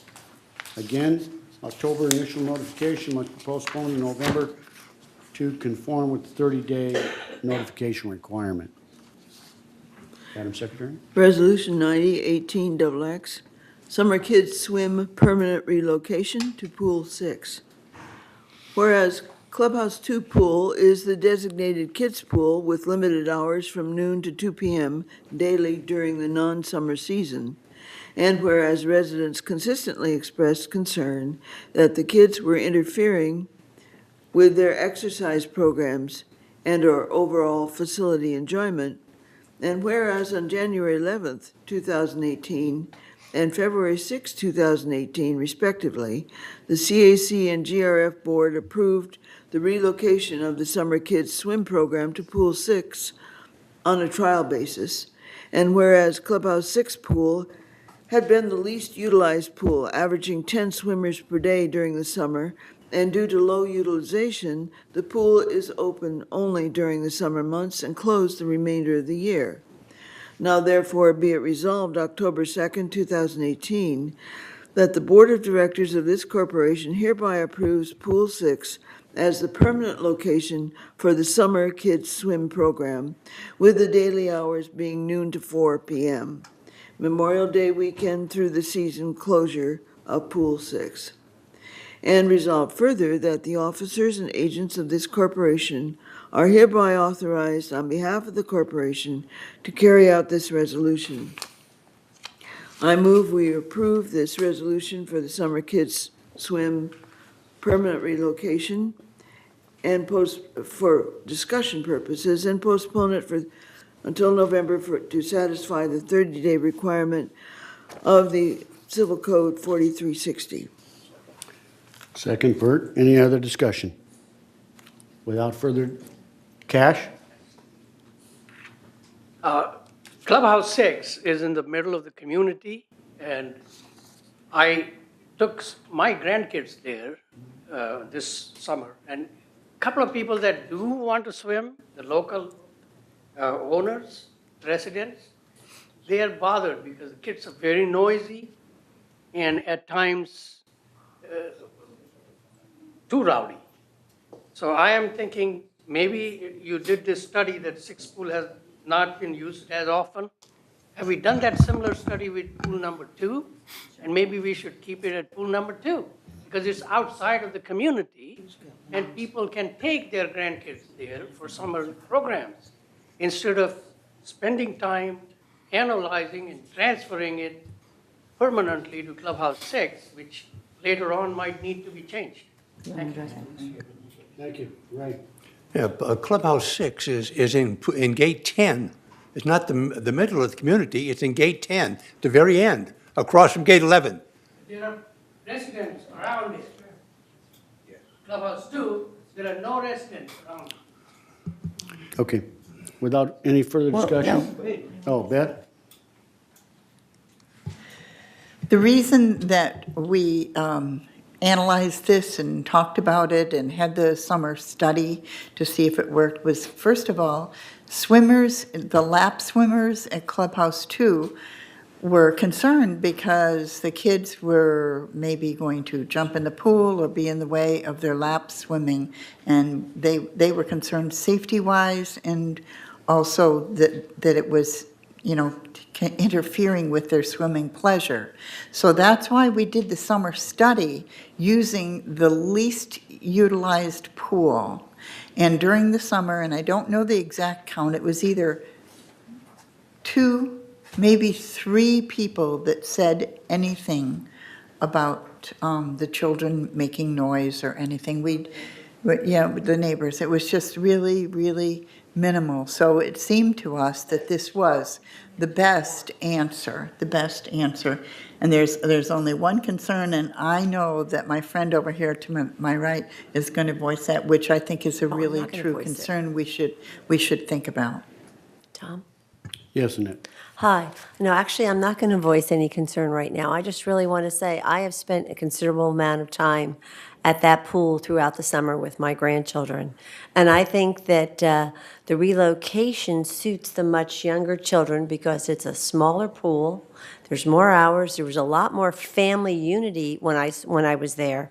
And I think it's easier for the lifeguards to keep an eye on the people coming in and out because of that.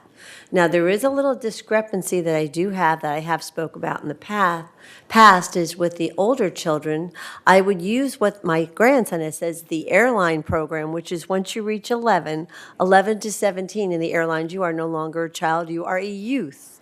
And perhaps that kind of consideration should be expressed for people that are really good swimmers or they swim laps for training, if they're in pre-Olympian programs or whatever else they're doing, but that requires something else, and that's really not to be discussed here. As far as relocating and my frequent assessment of that pool, because I was very, very concerned, and I've been very vocal about this all the time, the relocation from 2 to 6. I thought this was wonderful, and I was one of the biggest proponents that was against it. But I just really thought the sense of community and the sharing and everything else, and as you said, this was a considerably underutilized pool. And the percentages now of people being at that pool has increased by like 1,000%, and it's been wonderful. And everybody that was around the pool, every time I was there, was very friendly. I mean, it was amazing. Thank you. Okay. Yes, Judith. Okay, I would be in favor of this as well, but I want to address Cash. Notice the hours are only from noon to 4, because I know you're concerned those neighbors around that pool. But these hours from noon to 4 are not going to bother the residents in the daytime like that, just 4 hours of hearing kids. So I'm be in favor of this. Okay, without any further discussion, all in favor? Vote on the machine, please.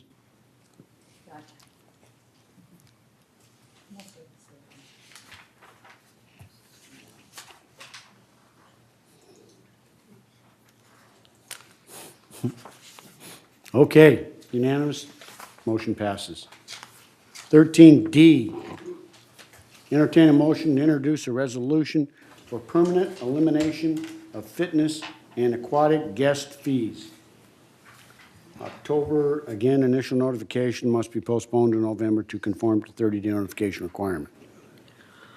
Resolution 90-18XX, permanent elimination of fitness and aquatic guest fees. Whereas the GRF Board suspended pool and fitness room guest fees for the summer operation period, May to August in 2017 and 2018. And whereas the current GRF approved pool and guest fee is $3 per person and the fitness guest fee is $6 per person, generating annual revenue of $18,200 in 2016. And whereas after outsourcing the aquatics operation and waiving the pool and fitness guest fees during summer months, the combined annual revenue for these guest fees was down to $5,600 in 2017, and revenue to date in 2018 is $3,600. And whereas staff received significant positive feedback for not charging a guest fee during the summer months, and many members requesting to make this permanent. And whereas comparative data indicates that there was no appreciative increase in usage during the periods when fees were waived, and this suspension provided for more efficient and effective operation at the pools. Now, therefore, be it resolved October 2nd, 2018, that the Board of Directors of this corporation hereby approves the permanent elimination of pool and fitness room guest fees. And resolved further that the officers and agents of this corporation are hereby authorized on behalf of the corporation to carry out this resolution. I move that we approve this resolution for discussion purposes and postpone the final vote till November to satisfy the 30-day compliance with Civil Code 4360. Can I get a second? I'll second. Bert? Any discussion? Annette? Hi. Yes, I would like to discuss this. Now, this is one that I've analyzed a little bit more, and I really would like the permanent elimination of the aquatic guest fees because it's just safer for the children involved and for the lifeguards, and there's no handling money. However, I've had a change of heart about the fitness rooms. If you notice, from 2017 to 2018, there were about 750 more people that have been using the fitness rooms. At times $6, that's $4,500 right there for just the analyzing just that one fee. But I've more or less spoken to the, I'm quite a user of the fitness rooms, and I've spoken to the people there. And a lot of people object to the fact that we're thinking about not charging guest fees because they say we pay our monthly assessment and we want to be able to use the equipment. And already there's a wait line when you go to use the equipment if you're a frequent user and at different times. And they just feel like, I really don't want to see a guest come in here, not pay a fee, and I have to wait for them. And so I got a lot of strong pushback about that from people. So that would be the only thing. I would still like to see the permanent elimination of the aquatic guest fees, and I would like us to charge for fitness because they can. I mean, it's not a life or death issue. Somebody that walks into the fitness room is not going to drown, okay? They're just going to have to wait and pay their money, or we'll have to just figure that out. And I look at it as also not losing, because this isn't an accurate count of how much money's generated and how many people were guests and not guests, so I mean, all of that type stuff. I also look at it like, this is our fees and our fees to the future for our members. We have a commitment to say, enough is enough. We already did it with the loggia fees to keep that user-friendly for people that are renting, and, I understand that. We're doing it for the safety of the pool, but this is a place where I think we can charge a fee and, it's fitting for it because we need to keep our equipment working and we need to have people that are coming in as guests. They're using the equipment more, so there's a greater chance of it breaking. And this stuff is not cheap. Thank you. Bert? We should recognize, by the way, I'm going to vote for this. We should recognize that Clubhouse 5 is unmanned, and therefore any guest could come in with the person free. So that's available to them. Okay. Anyone else? I Jim? agree with what Annette's saying. Okay. Joan? I agree with Annette that it is something that we need to look at more closely, that eliminate the aquatic fees, but keep the fees for the fitness centers. Beth? Should we do an amendment? Well, Beth needs to respond first. I think Annette makes a really compelling argument. I think it sounds good. And we're talking safety purposes when we're talking the pool. And we're talking crowded purposes when we're speaking about the fitness centers. And I see that. I'm in a circuit training class 3 days a week at 6 o'clock at night. And there are people coming in and just waiting to be able to get to those machines and whatnot. So it is a popular exercise, and I think we should consider what she's suggested. Yes. I think it was just felt that there wasn't a lot of money involved for the trouble that it took to have to bother to collect it. And my concern is Right. how much staff time would be required. Because you have to collect collect the money, you have to be able to store the money and save the Yeah. money, and then you have to transport it over here. And it was like, it's just not that much money, and I think that was why. And the other is just a typo on the second paragraph, the current GRF approved pool and guest fee. I don't think it's an and, I think it's the pool guest fee. Can I, Mr. Gruner, would you like to step up? I vote in favor. Cash, I want to hear from Brian Gruner on this subject. Morning, President, board members. So the monies that was collected for the fitness in itself in 2016 was only $750. The increase in usage, I don't know if that was broken down into guests or actual users coming in. So the actual monies collected is less than $1,000. And staff time? Staff time, it does take time. I mean, obviously, we're not getting a whole lot of guests coming in. And that was really part of the idea of trying this trial period in the summer to see if it's going to be an increase in the amount of guests coming in. And we haven't really seen that. It's mostly new residents coming in, utilizing our newer facilities. And that's probably where you see the increase in the number of participants. Thank you for your input. I thought it was about that. Thank you. Ray?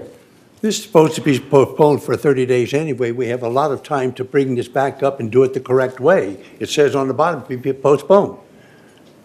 So it's been mentioned and mentioned and mentioned. I think everything's been said. We have 3 speakers on this. Okay, Mary? Or Cash, are you? Maxine McIntosh is the first speaker. Oh, Maxine. Hand up here. I really appreciate Savol's comments. They really echoed my feelings about this.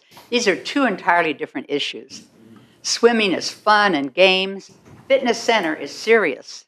And when you think first, what is the benefit to the residents? Swimming is a great benefit. We all know that because you can bring your little ones with you. But fitness centers, I use them regularly. And I hate it when I have to wait too long to get to a machine. If I find out I'm waiting for non-paid guests, that would bother me.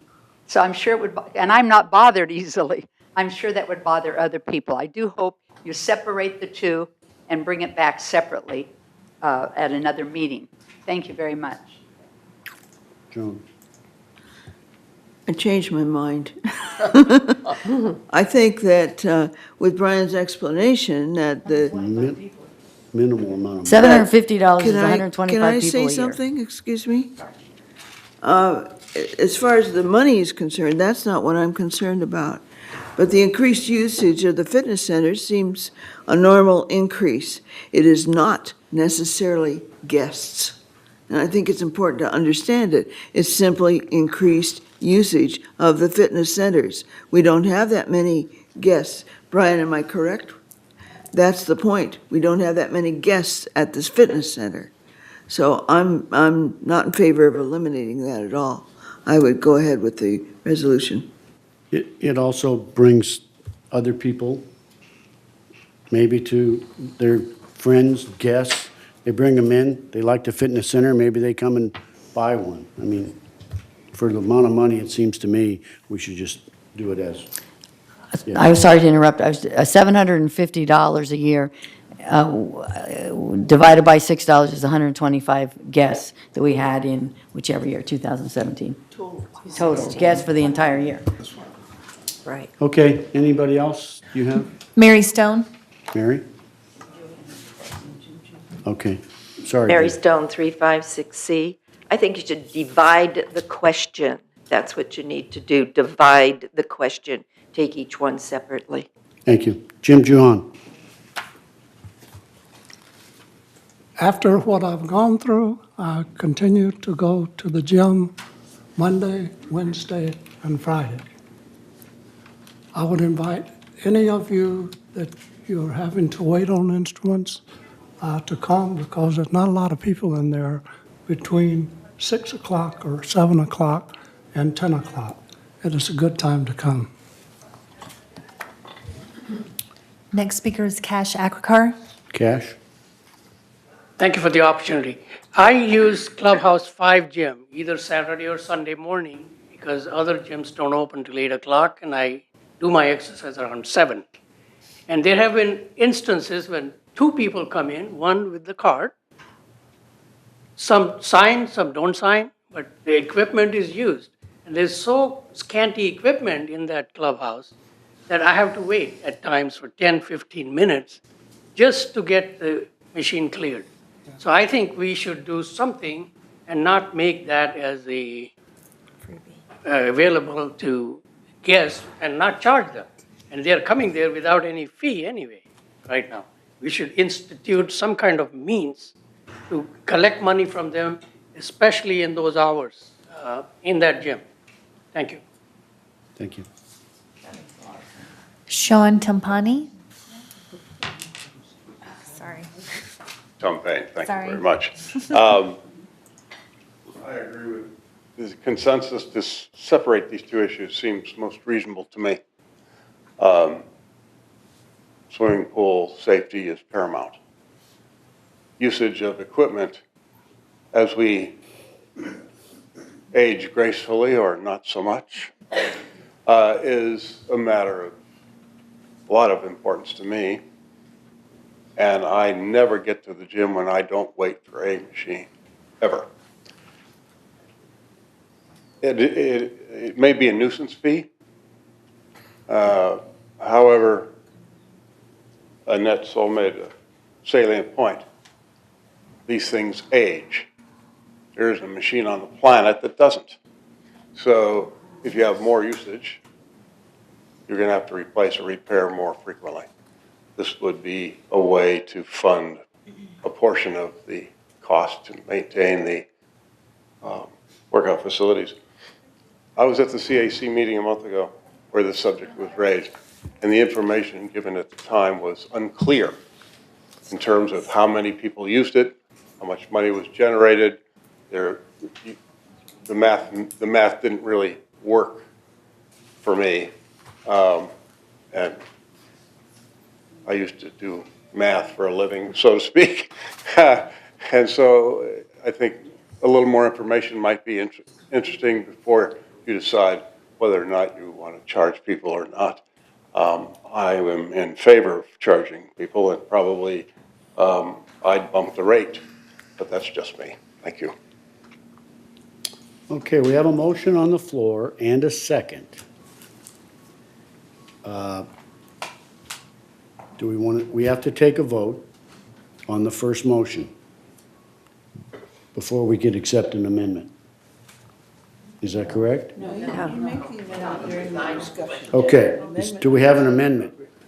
Does anybody want to make an amendment to the motion? No? Okay. Okay, Can I make an amendment? sure. To split the vote. Okay. I make an amendment that we separate these two issues And split the and make motion. one for pool and come back to this committee meeting with a motion to permanently eliminate the pool fees, the aquatic fees, and then come back with a second one to permanently eliminate or look at further the fitness fees. It's too complicated. Why do we have to come back? Why do we have to come back? Don't go I second it. discuss. There's no Okay. Second, Mr. Palmer? My question is, especially regarding the pool fees, why do we have to go back? Why does it have to go back? Why can't, are you just dividing this into two? I want to divide it into two, and perhaps we don't have to go back for the pool, but I think we need more study and more financials on the fitness centers. Yes, John? I think you'd have to draft a separate resolution. Yes. That's why you have to go back. An amendment isn't quite appropriate. Right. Right, so we'll vote on this resolution. You have to vote on the amendment. You have to vote on the It was amendment. made, whether Okay. it's appropriate or not. Vote it down. And so we have an amendment. Do I have a second on the amendment? I already seconded it. Palmer seconded it. Any discussion on the amendment? We did. We think it's not about an amendment. Okay. Just vote it down. It's probably not. I'm sorry, it's an amendment, or you want it to go back to committee and come back with two separate resolutions? Excuse me, yeah, you're right. It's not really an amendment to this particular resolution, but the suggestion is that we separate aquatics from the fitness centers. Send it. So you, And only vote on one today, and I- we need to I vote would- it down. Go ahead. I you would wanna state basically it? suggest that we table this. No, no, Table, no. don't You table. can't do to the that while there's next- a motion on the next- floor. Postpone it to the next Postpone it. meeting. Tom, And can we Point take- of order. You can't table it while there's a motion on the floor. That's right. then we You can't. We have to vote on the motion. postpone You it. have to vote on the amendment which has been made. Joan, can we take out all references to the fitness center and then it's still an amendment? That's just my question. That is not the amendment that's No. made. I know, but I think can. You can't We have an just vote on the amendment, we have amendment a that was second. made. We have to vote on the Draw amendment. the amendment then? All right, let's do it. Joan, can I? All, Need to vote it down. Yes. You can't now. Just vote it down. He's put it on, just Okay. put it down. He's put it on the floor, you can't. Okay. all in favor of the amendment? Opposed? We should vote. Vote on the screen. The amendment fails. Okay. Okay. Now Now, let's bring do up it another right. amendment. Okay. Is this where you hit, Now we have push to on vote the on- yes? Now we have to vote on the original resolution.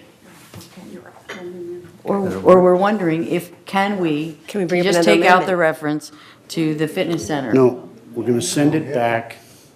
That's not, Can we make another amendment now that the first amendment's been voted on and table and off on this motion? Excuse me, an amendment isn't appropriate. But perhaps what you want to do is to send it back to Send it committee Back to committee. to relook at in separate, for a separation of the two. Yes. So we vote down the We just, full motion is what we need to do next. No, we voted down the Right. amendment. You So could now vote- we vote down the new motion, and then we start all over again with sending it back. I think you have to vote on whether to send it back to committee or not. First, before. And once you do that, then the rest is, But there's still a motion, now that the amendment's out of the way, there's still a motion on the floor that you made, and someone seconded it, to accept this amendment, this motion. This okay, resolution. yes, okay. You're Yes. right, You Jude. understand now? Yes, I right. do. So we Okay. have to vote on the original But we can do a resolution. second Correct. amendment. The amendment was voted down. Now we're voting on the original And resolution. we'll vote that down. Right. Okay. All in favor of that resolution? Hit, We're going to go back. okay. Opposed? Okay. Wait a minute. Now we start over. Now, I'll accept a motion to send it, yes. I move that we send this resolution back to the committee to separate the pools from the fitness room fees, guest fees, for a discussion with, am I saying it right? A discussion with recreation and Yeah, taking into, okay, I'm adding, we're going to take into consideration the health and safety and of the pools and the crowding of the fitness rooms. There are two different issues that we're talking about. I second Joan's motion. Any other discussion? I have a question. Question. So it goes back to committee. And you guys separate it and Yeah. come back with And then recommendations. present it again Okay, so next month. so we're really doing it again for another 30 days after Yes, that? yes, Right? yes. So, Mr. Chair, repeat the motion so it said gets it's put on the canceled table. for 30 days anyway. The motion is to return this Committee. Return this resolution resolution to committee, to separate discuss and bring back resolutions separately. from the fitness. Thank you. These two Separate the issues. fitness and aquatic Okay. fees. All in favor of that motion? Okay. Passes. Sent back. Sent back. Okay. 13E, entertain a motion to reschedule our January 1st, 2019 regular board meeting. Okay, Resolution 9018, triple X. Reschedule Tuesday, January 1st, 2019 regular meeting.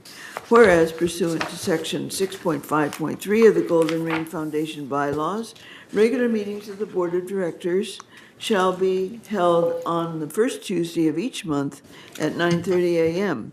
unless otherwise scheduled by an adopted resolution. And whereas the January 2019 regular meeting of the Board of Directors of this corporation, scheduled for Tuesday, January 1st, 2019, falls on the New Year's Day holiday. Now therefore be it resolved, October 2nd, 2018, the Board of Directors of this corporation hereby approves that the January regular meeting of the Board of Directors of this corporation shall be held on Wednesday, January 2nd, 2019, at 9:30 a.m. in the Laguna Woods Village Community Center Boardroom, 24351 El Toro Road, and resolved further that the officers and agents of this corporation are hereby authorized on behalf of the corporation to carry out the purpose of this resolution. I move we approve this resolution for discussion purposes and postpone the final vote for 30 days in compliance with Civil Code 4360. Can I get a second? This doesn't need 30 days. Beth, second. Does it need 30 days? No. it does not. Okay, I was just going by what was at the bottom of the page, let's see. Withdraw that motion. I move that we approve this resolution as written. Second. Beth, any further discussion? Yeah. Yes, Bert? I know for one that I will be away over the Christmas holidays and the New Year's holiday and won't be getting home Okay. until about All the right. 2nd. Okay. All in favor of the motion? Opposed? No, we're back to the machine? Okay. Vote on the machine, please.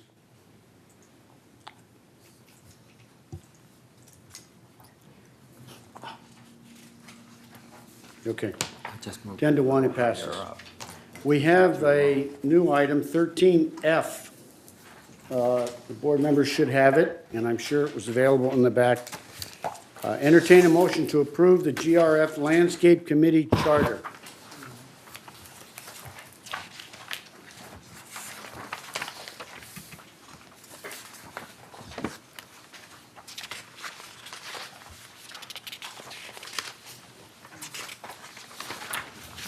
Okay. Resolution 691, Golden Rain Foundation Landscape Committee Charter. Whereas on August 1st, 2006, the Landscape Committee was established by way of Resolution 90-0658 pursuant to Article 7, Section 7.1.1 of the Golden Rain Foundation bylaws. Now therefore be it resolved October 3rd, 2006, that the Board of Directors of this corporation hereby assigns the duties and responsibilities of this committee as follows. 1, liaison between the GRF Board and the Landscape Division, and perform the duties so stated in the resolution entitled General Duties of Standing Committees. 2, review each petition for landscaping changes and visit those sites, 1, for which clarification is deemed necessary, and 2, for which a denial is being considered. Based upon information supplied by a qualified staff member, a petition may be granted without an on-site visit. 3, work with the Landscape Division to A, promote efficient use of water within the community, B, evaluate and determine appropriate landscape maintenance service levels, C, evaluate the need for new capital equipment and/or capital projects that would improve landscape practices, reduce labor costs, and/or improve the general function or appearance of the landscape of GRF facilities. And 4, to report on its activities to the Board of Directors periodically at board meetings or when requested by the President. Resolve further that the committee shall perform such other duties as may be assigned by the President or the Board of Directors, and resolve further that the Grounds and Water Committee Charter, as set forth in Resolution G 9166, dated October 1st, 1991, is hereby superseded and canceled.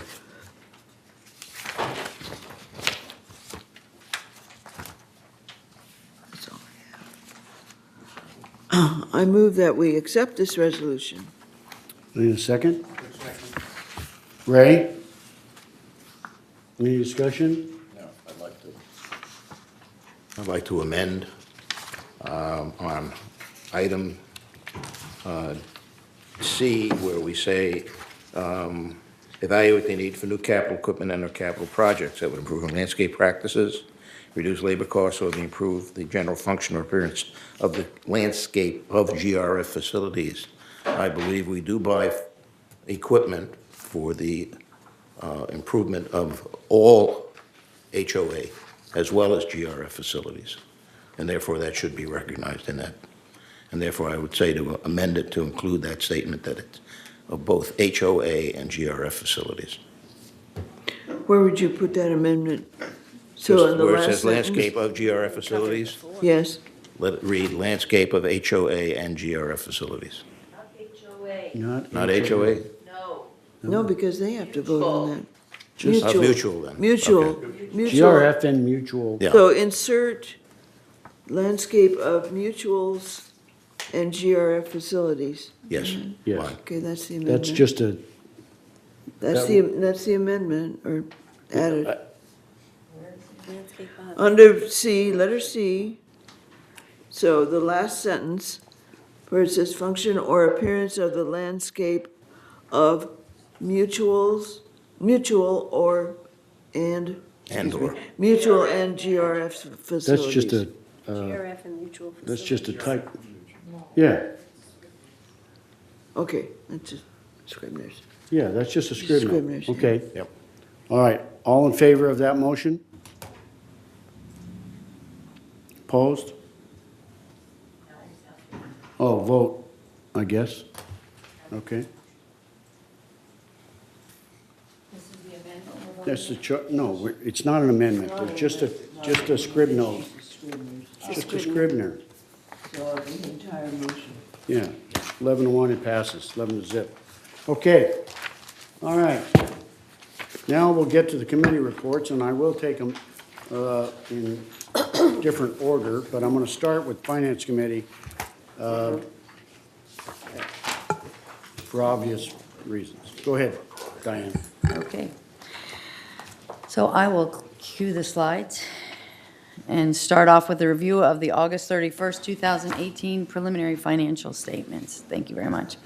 Through the end of August, total revenue for GRF was $29,047,000 compared, excuse me, to expenses of $28,263,000, resulting in net revenue of $784,000. Slide 2. This chart shows activity in operations separate from reserve and contingency funds activity. In operations, we had an operating deficit of $596,000 through the end of August after backing out depreciation, which isn't funded through operations. Slide 3. When comparing actual results to budget, GRF was worse than budget by $811,000. Slide 3 shows where there was the most significant variance between actual results and the amount budgeted. The most significant unfavorable variance was $391,000 of outside services due to a reclassification of some broadband expenses from cable programming, as well as repairs of generators, vehicles, increased seasonal expense with aquatics, and also unbudgeted marketing programs. Legal fees were higher than budget by $350,000 due to higher legal fees and arbitration services for labor issues. The trust facilities fee year-to-date were $231,000 under budget. The fees were down in the first quarter of 2018 as we transitioned from $2,500 to $5,000. In addition, the number of resales is 17% lower this year than for the same period last year, as is the case for much of Southern California. We also had $189,000 loss on sales, primarily of 2 obsolete buses sold at auction. We did experience a favorable offset in some categories. Broadband services revenue was $241,000 higher than budgeted due to more internet subscribers and set-top box rentals. Interest income was up $194,000, and employee compensation was down $168,000 due to less participation in non-union medical and retirement plans, turnover, and open positions. Slide 4. On this pie chart, we show by category non-assessment revenues received to date of $8,815,000. Our largest revenue-generating operation was broadband services, followed by the trust facilities fees, golf operations, and so forth. Non-assessment revenue helps keep our assessments down. Slide 5.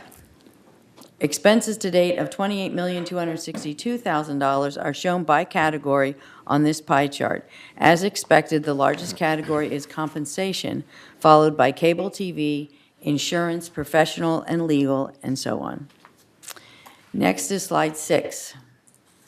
The reserve and contingency fund balances, adjusted balances are shown on slide 6.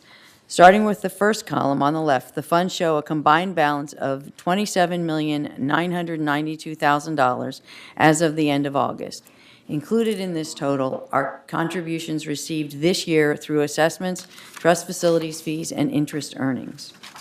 The second column shows work in progress of $4,259,000, which reflects the amounts paid for projects that are not yet complete. The third column shows the net of the first two columns. The net adjusted fund balances or cash balances are $23,733,000, although most of the funds are held in investments, not in cash. And lastly, we have slide 7. This is a summary of our detailed reserve expenditures report. Column 1 shows approved appropriations of $20,665,000 as of August 31st. Included in this figure are all 2018 capital plan items and supplemental appropriations, as well as amounts approved in prior years that were carried over for completion. This figure has increased during the year as GRF approves supplemental appropriations. The second column reflects expenditures and is entitled Incurred to Date, or what has been paid since the funding was approved. We can see that $8,875,000 has been booked as of August 31st. This figure has increased during the year as expenditures are made. The final column shows $11,117,000, the remaining encumbrances. This is the amount approved by the board for open projects that has not yet been spent. That's it for the slides. I remind you that much more detail is provided in the GRF Finance Committee meeting agenda packets, which are available online and at GRF Finance Committee meetings. We did not have a meeting of the GRF Finance Committee in September, but our next meeting is October 24th at 1:30 in the boardroom. That's it for the Finance Committee report. Thank you, Diane. Report of Mobility and Vehicles Committee, Director Troutman. Thank you for taking us a little bit out of order. Obviously, there was no M&V meeting in September, but tomorrow is the day that we hope to hear back from staff the answers that we all posed at that special televised meeting on August 31st. So, that report. Diane? Okay. Okay, coming up tomorrow, the agenda items will be Transportation and Maintenance, the manager report, which I'm going to get into a little bit. And items for discussion and consideration are the weekend fixed route bus service is what we asked them to do, look at, consider, and they'll be coming back with that. And we're looking at shopping carts on the buses. That was a request that I made because there was some inconsistency between the buses. Some were letting carts on, some weren't, and we need to settle that. So another thing we're going to discuss in December, some future items on the agenda. We've all been watching the news and how in the airports they're bringing their emotional support animals on the plane. Where we're having that issue now, whether it be a peacock or a giraffe or whatever, residents are wanting to bring their emotional support animals on the buses. So December is going to be a really interesting meeting for that reason alone. Yeah. So we'll see. It's interesting. Well, you know, because we're an aging community, we have our support animals. Okay, on August 31st, like I said, it was a special meeting of the M&V, and the committee recommended the reestablishment of the weekend fixed route bus service for the village. And at that time, staff provided an estimate cost for several alternatives. And the committee's direction was to provide the 8 routes from 9 a.m. to 5 p.m. Staff had included in that alternative for 9 to 3 was going to be $250,000 to do that, but we wanted the fixed route on the weekends to return from 9 to 5. So they said they would come back at this meeting and let us know what the actual cost would be, because it would be more than $250 just for those 2 extra hours. So they had determined to reestablish the weekend fixed route bus service will require additional drivers and will increase operating costs. The 2018 business plan reflected a reduction in driver hours and operating expenses that were anticipated with the implementation of the bus release program and the weekend planner ride program. Early in the year, at the direction of the committee, the lunch relief program was eliminated. This resulted in an additional operational cost that was not included in the 2018 budget. The current personnel costs for the additional part of the driver's hours are running approximately 17% over budget at a cost of slightly more than $100,000 a year, to date anyway, this year. And we're only in October. So that was up through August. This unbudgeted cost is projected to be approximately $150,000 by December 31st. Further, the 2019 budget plan does not include the continuation of the costs associated with eliminating the lunch relief program, which we did, and does not include the cost for restoring this fixed route bus service. Well, right after that meeting, about 2-3 days later, actually it was the morning of our GRF, we received a whole bunch of data that we did not get at the meeting, and we received it from our IT guy, Chuck. And so some of that data, I'm going to refer to you. If we had had this data, we would have made a better informed, intelligent decision. So that recommendation did not go to the Finance Committee and never came to this board this month for the following reasons, because this is the data we should have received. And let me go back here.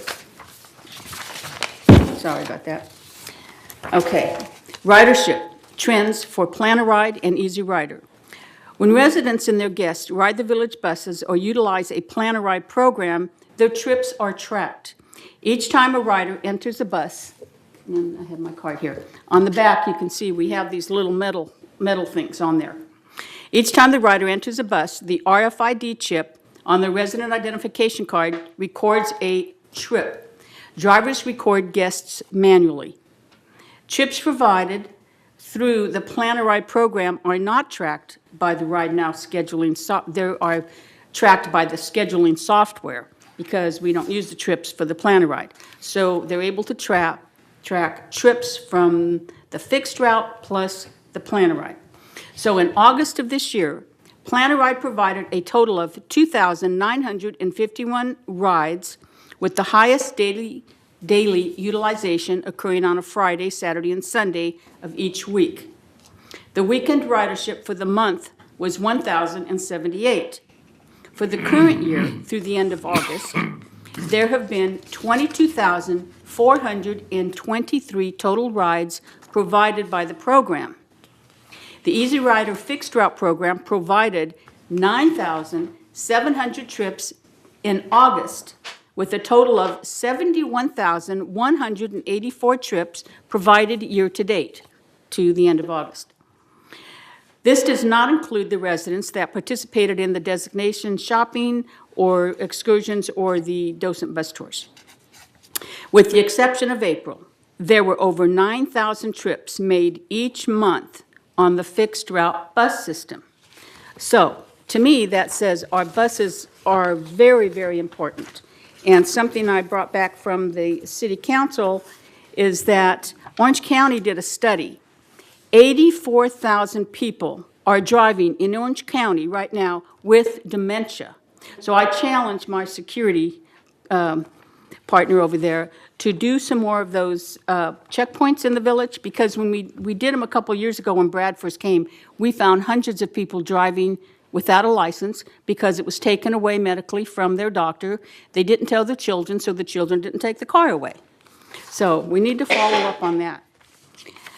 So now we're going to come back on tomorrow and go over with this data and make a better informed decision of what we need to do with the buses. So I hope anyone that's interested either has a therapy pet and wants to address that issue, or it rides the buses, because we have to make, it's really challenging for the committee, because we have to make the best informed decision for the entire community, not just for a few that do plan a ride or the few that do the mobility. And as you can see by the numbers, a lot of people are using these buses now that we went to the plan a ride. And like, I have to agree with what Brad said this morning, that the way of the future is to go all plan a ride. And I know we're not ready to go 100% in that direction. So I'm all for doing it gradually.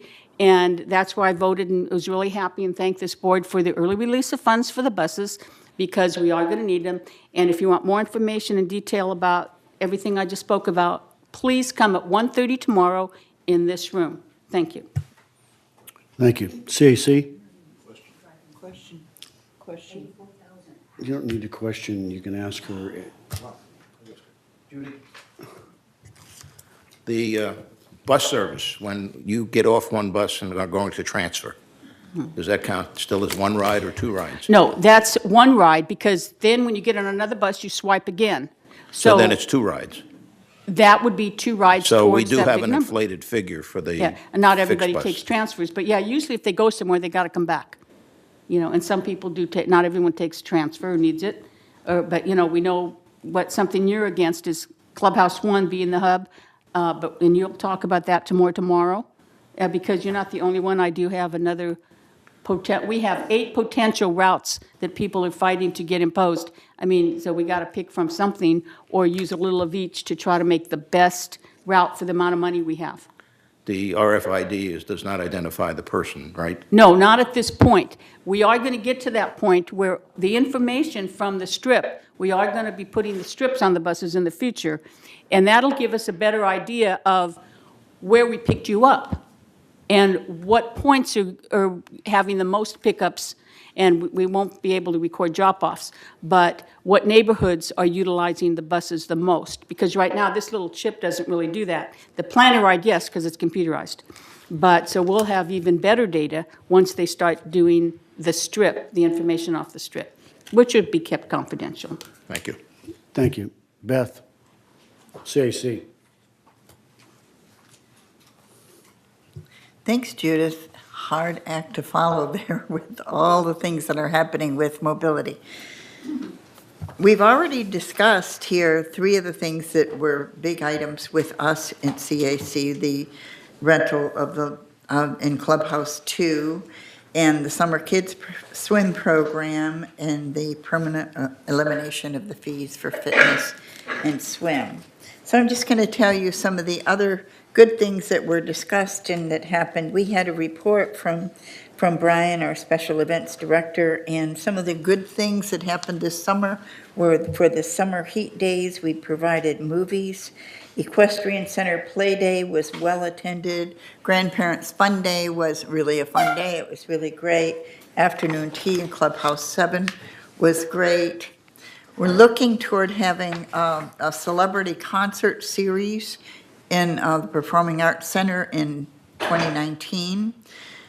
And a portable outdoor stage has been purchased. It's being built, and we expect delivery in the next couple of months, and we're going to be able to do some really creative things with that.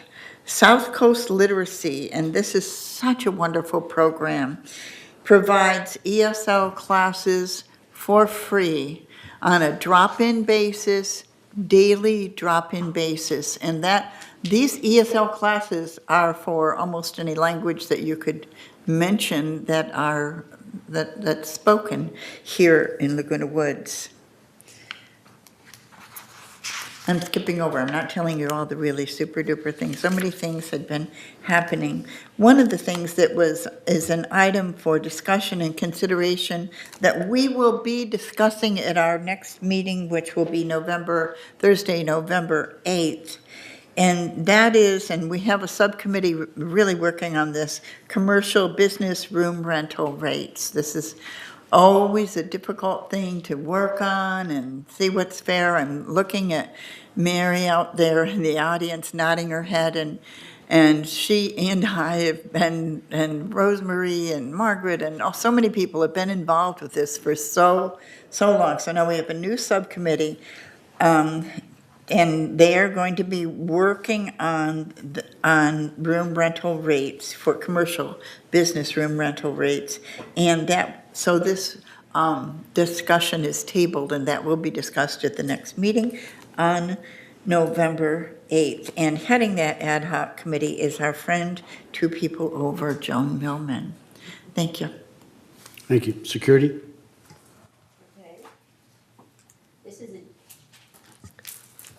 Good morning. This is a GRF security update for today's board meeting. Our next committee meeting will be October 22nd at 1:30 here in the boardroom.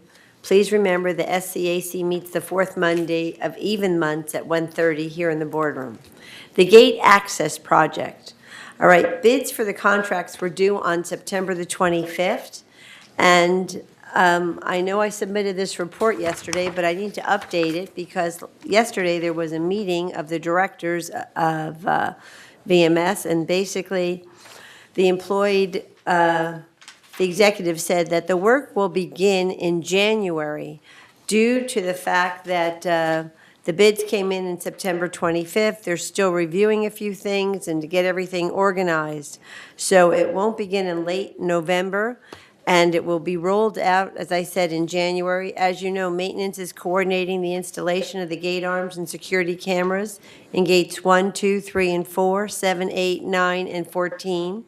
Gate 10 was recently added to the project as well, and that's what made some of the rebidding possible, needed to be done. The goal is to perform the work on 2 gates at a time until completed, and then move on to the next 2. The first 2 gates will be gates 1 and 14. Once again, residents who have not obtained an RFID decal are encouraged to obtain one for each vehicle at resident services. Otherwise, residents will be required to enter through the guest lane once the gate arms are in place. And the security officers are enforcing the new temporary container policy. The policy applies to all dumpsters, contractor trailers, and portable storage containers, known as pods. Each container must be clearly marked with the member's name and unit number. It must be parked in a location that does not create a traffic hazard. A member of the security department will meet the driver at the unit to ensure a safe location is identified. Containers will only be allowed for a maximum of 7 days. Call security at 949-580-1400 if you observe a container that is not in compliance.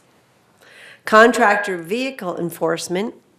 The word is obviously spread throughout the community that the contractors are not allowed to park in cul-de-sacs or visitor spaces.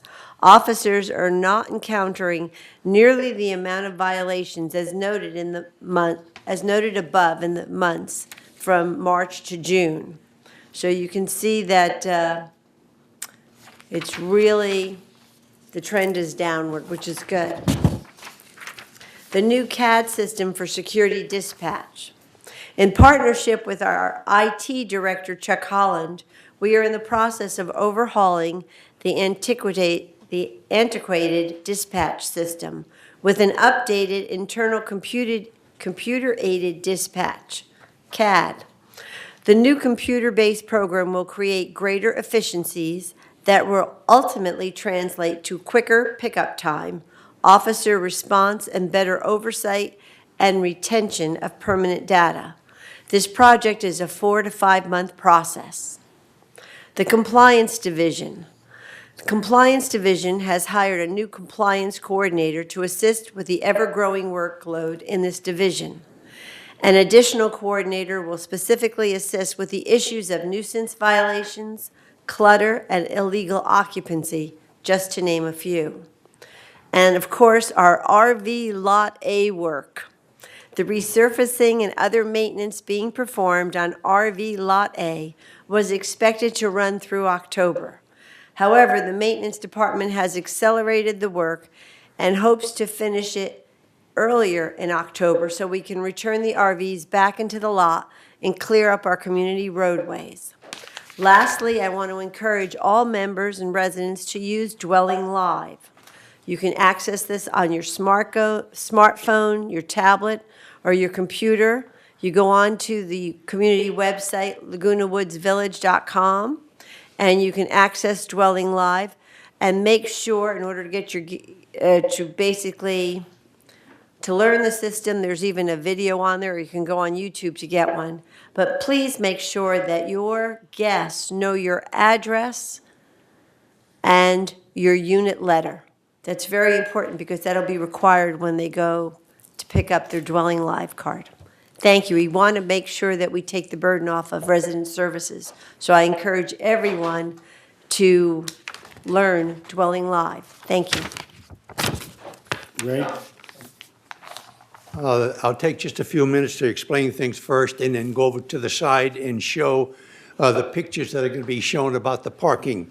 Just to give you an idea, there were 14 issues at the traffic hearing the other day. 7 of those were parking on sidewalks. 4 were commercial vehicle problems, which were just being discussed, and 2 for no stickers. Then we have 8 letters that are sent to us because those people can't come to the meeting asking to take care of the situation on the traffic hearing as well. Of those 8 letters, again, 4 were parking on sidewalks, 2 for commercial vehicles and 2 for stickers again. That is a real heavy situation. What's happening when you park on the sidewalk, you have to consider wheelchairs, motorized scooter type things. People that have that condition cannot go on the sidewalk and have to go out in the middle of the street to pass. And just to give you an example, I mentioned this once before, one lady was extremely upset with our security for giving her a ticket, to have the audacity to give her a ticket when a vehicle was parked on a curb in a red parking area. And the reason she did that is to keep it from getting hit. When I mentioned to Owen, she says, by the way, those people go by at 50, 55 miles an hour. When I made mention of what I just said about the people in scooters, she was so sorry she went and apologized to the officer. So I'll do this one thing real quick, and then I'll go over then and look at the pictures. We do have them, correct? Okay. For the amount of notices of violations for the year through the August was 2,995. We issued, actually monetary fees imposed were 2,809. There were 242 people who avoided, and 47 people went to the traffic class. Now, I don't have a mic, but I'll be able to show things up there, and I'll speak loud enough so that they will be seen. It's extremely important. People don't understand what the difference is between a curb and the street, so to speak. So as it's being shown, there's a picture on your right now that's shown on there. And can you imagine, how can you get a scooter through there or anybody with a wheelchair or with a hand? You can't do it. So, and then that person was really upset about it, but that's the way it is. Notice we don't show the license plate, that's for sure. Next one, please. Here again, completely on the sidewalk, people can't get by. This is a piece of cement that you can't get through. There again is a problem. Next one, please. Here is a situation. Notice there's a kind of a little bit of a curvature here. This vehicle is parked correctly. Notice there's asphalt here, then there's the cement. The rule says you must park within 18 inches of the curb. You have to imagine this is a curb. This vehicle is parked on the curb. That is wrong. You're not supposed to do that. This vehicle is parked correct. Next one, please. This again, it's a closer view of that vehicle parked in the back. Notice the back wheel is even further over than the front. All right. Here again, completely. Oh, by the way, when this picture was being taken, security was being called to give a notice of violation to this particular person, but the vehicle was going by the time that security got there.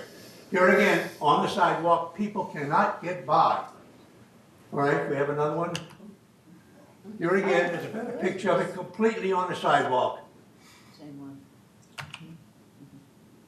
And here again is another situation where they're parked in that little curvature thing here, again on the sidewalk. Not all the way, but still it's awful hard for a person to get through that small area.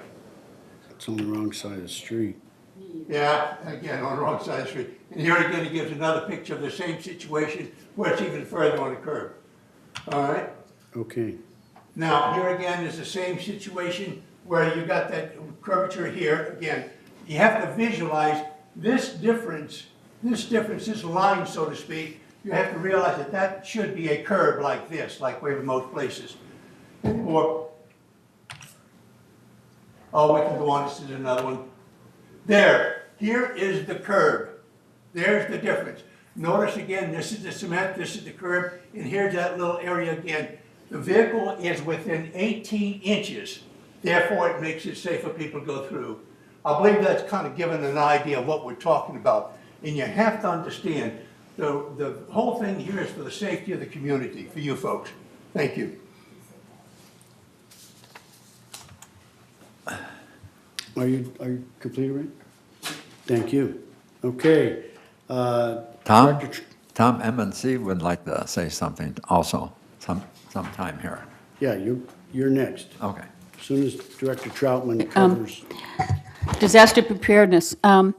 We did have a meeting on September 25th, and this is a Laguna Woods Village Disaster Preparedness Task Force. And we right now have 18 members. And at the last meeting, 21 people did attend, consisting of those 3 officers.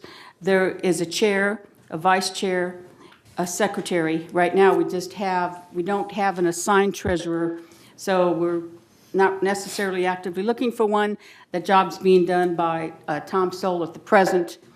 And we had 10 subcommittee chairs, subcommittees, because we're not a committee, we're a task force, but a task force can have a subcommittee, and then 4 members at large that show up and do various duties on their subcommittees. So we also have representatives from GRF, the Towers, Third, and United.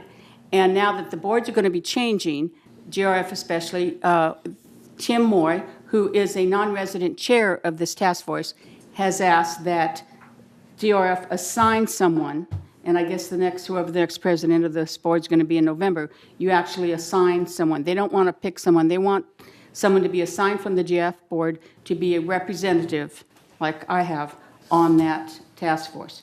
I will stay as secretary. I can still do that because it's a village task force. Just like those 2 of the officers are non-residents, I will still be a resident, but even though I'm not on any board, I can still be the secretary. That's the way it's sort of made up. September was National Disaster Awareness Month. This month, October, is National Energy Awareness Month, which I'm sure Bert will talk about. But the California Shakeout that we have every year, this year will be on October 18th at 10:18. It's called the Duck and Cover. And you always know because it's what time it's going to be, because it's the 10th month, that's why it's 10 o'clock, and it's the 18th day, that's why it's 18 minutes after 10. So wherever you are, you will be reminded to duck and cover, and we're asking anyone who is a good neighbor captain or a building coordinator to wear their yellow vests. And even if you're in a meeting, if possible, call duck and cover, because it's being prepared and practicing is the best preparedness we could get.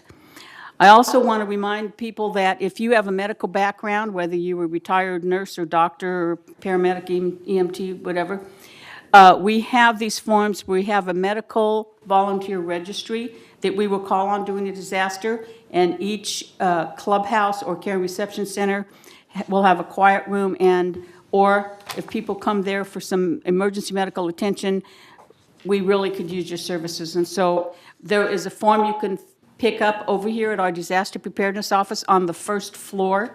They're open every day during the week from 9 to 11. And we also have another form that it's there's a couple. There's an emergency form that you fill out for the village. And you need to make sure you have that current. If you just moved here, it's probably current. If you've been here for a while, I just talked to a resident that hadn't checked his information for 22 years.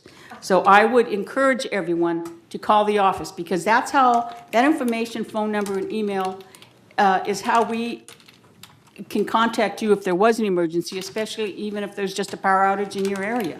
So that information is important. It has family relatives or who to contact and things that are really important that way. If you are assigned or want to be assigned as a Good Neighbor Captain, you will get a kit like this for each manor that you are assigned to. If you go on our village website and look at the disaster preparedness section, there's a map on there that shows how much of the village is actually covered by Good Neighbor Building Captains, and we're less than 1/3 covered. I think United does have more building captains or Good Neighbor captains than Third does, so we're running behind. Now, the Towers is also represented here in the meetings, and I'm going to read that in a second. They have their own little meetings, and since they don't have buildings but two, they have floor captains. And so they also have their own little egress meetings, and Rhonda can attest they have some really good stuff going on there, and so we got a nice report out of that. Our committee is made up of, chair is Chief Moore, vice chair is Roger Cowdy, administrative specialist Debbie Bellis-Sterios. I'm still the secretary. Acting chairman is Tom Soul. And like I say, we have a board representative from all 4 boards. And then the office manager down here on the first floor is Tom Soul and Kathleen Matthews. They're volunteers and they just volunteer their hours. They don't get paid to be in there. Our radio operators are Jim Rydell and Bruce Baumbright. They're the ones that if power's down and we don't have any communications, we have our ham radios in our ham radio club here in Laguna Woods Village over at Clubhouse 1. So anytime you want to stop over there, you can even look through the window. It's sort of a neat place, and if someone's in there, they'll be happy to talk to you and give you a little tour. Members at large, of course, are numerous. So our next meeting won't be for 2 months. And in November, we don't really have a whole lot of things like for future agenda items. But like I said, we will be I'll be at that meeting, but we will be looking for a new GRF representative. And we're also going to be downloading, and I was getting to, if you are a Good Neighbor captain and assigned some manors, whether it's 2 manors or 5 manors or 8 manors, you will get a kit like this for each manor. And all you have to do is go knock on their door. They have a sheet here, it's called an introduction letter, and your name goes on there, and their name goes on there, and you give them this letter, and in there, one of the most important things is this emergency medical information. We just updated it, so that's the exact same one that is online for the Orange County Fire Authority.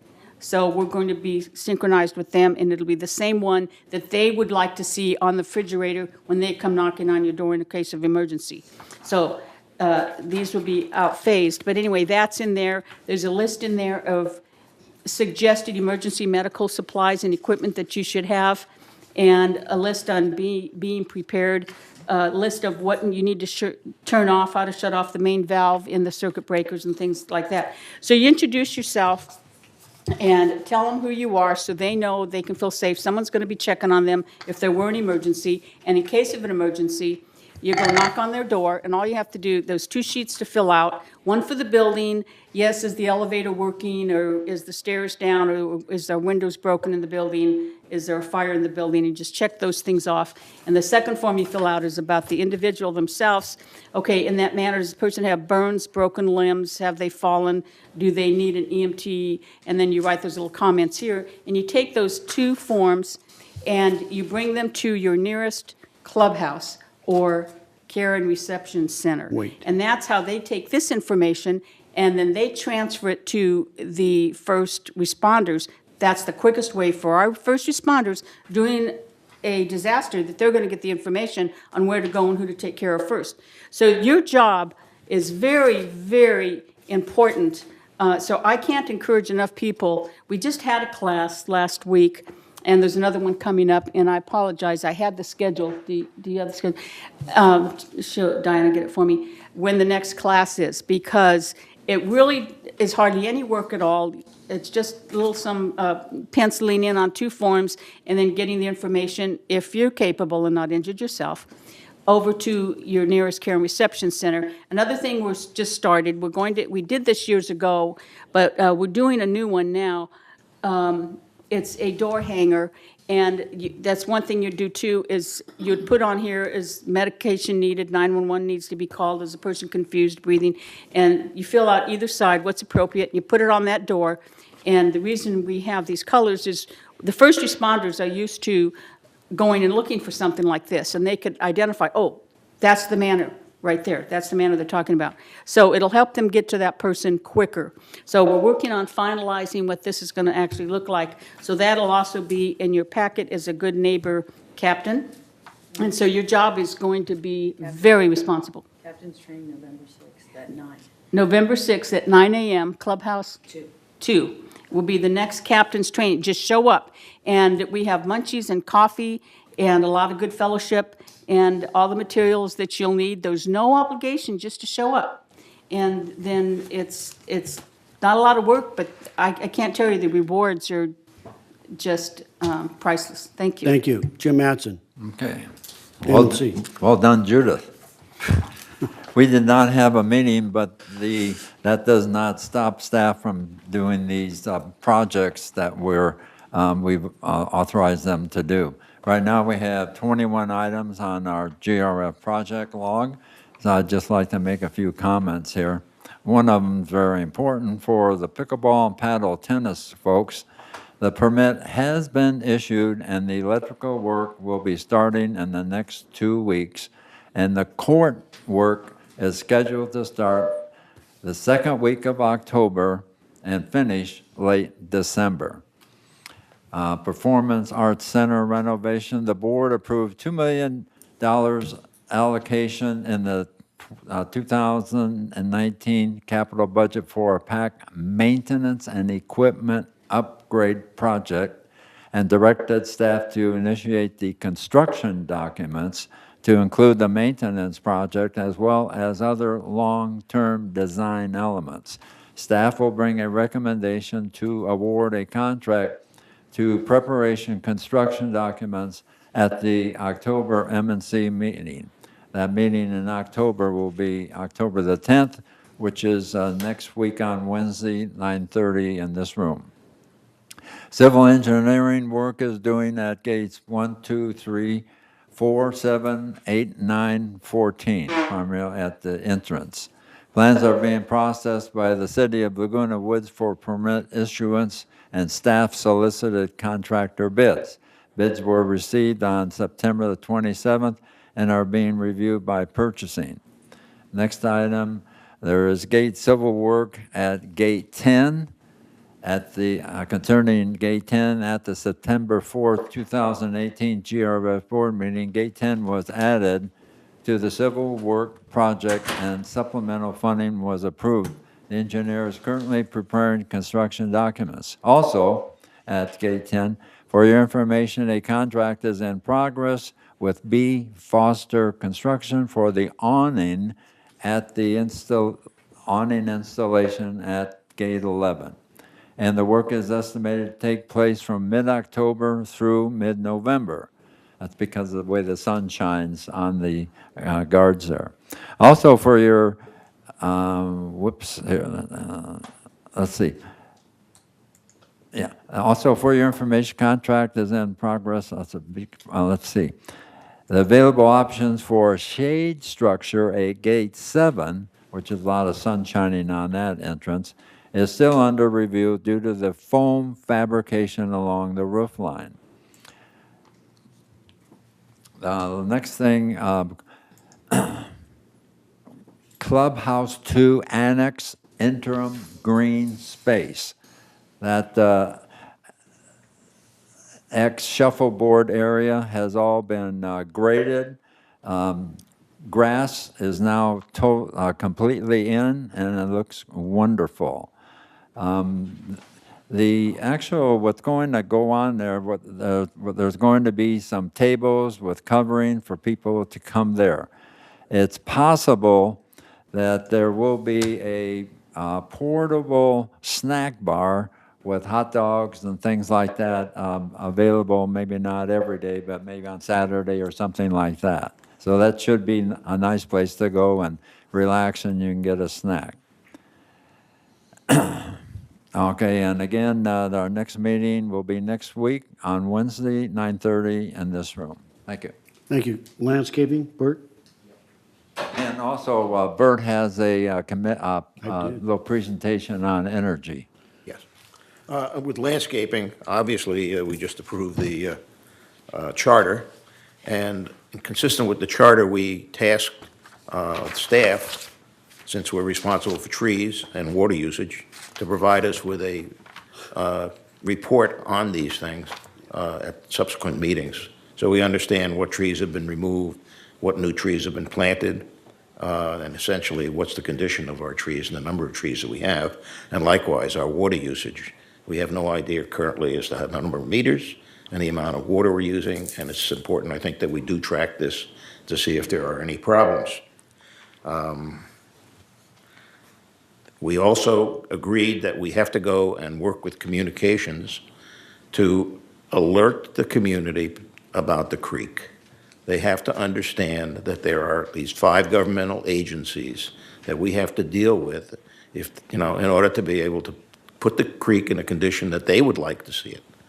And I think we'll be discussing that further, and the possibility that if they are going to put a petition in place, that they really should also make it their business to visit these various agencies so that they let them know that this is a significant problem for them.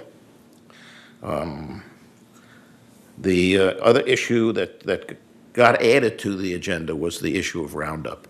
And we had asked staff at that point in time, do they use Roundup on GRF facilities? We do know that they do use it on the golf course, but the golf course is not the purview of this landscape committee. It is the purview of CAC. So that's something that we'll have to add and consider over and above the landscape committee's job. The landscape committee really has 27 areas of concern, 17 of which encompass the clubhouses and the gates. And that only leaves another 10. So we're also concerning ourselves with the equestrian center, the service center, the RV storage lots, the horse trails, community center, the undeveloped area behind us, our El Toro retention basin across the way, Aliso Creek, and West Creek at Gate 11. So we've discussed with staff the possibility of, at our next meeting, of providing a bus to take the members of the committee around so that they can actually view these various facilities. And the next meeting, it is incorrect in the minutes.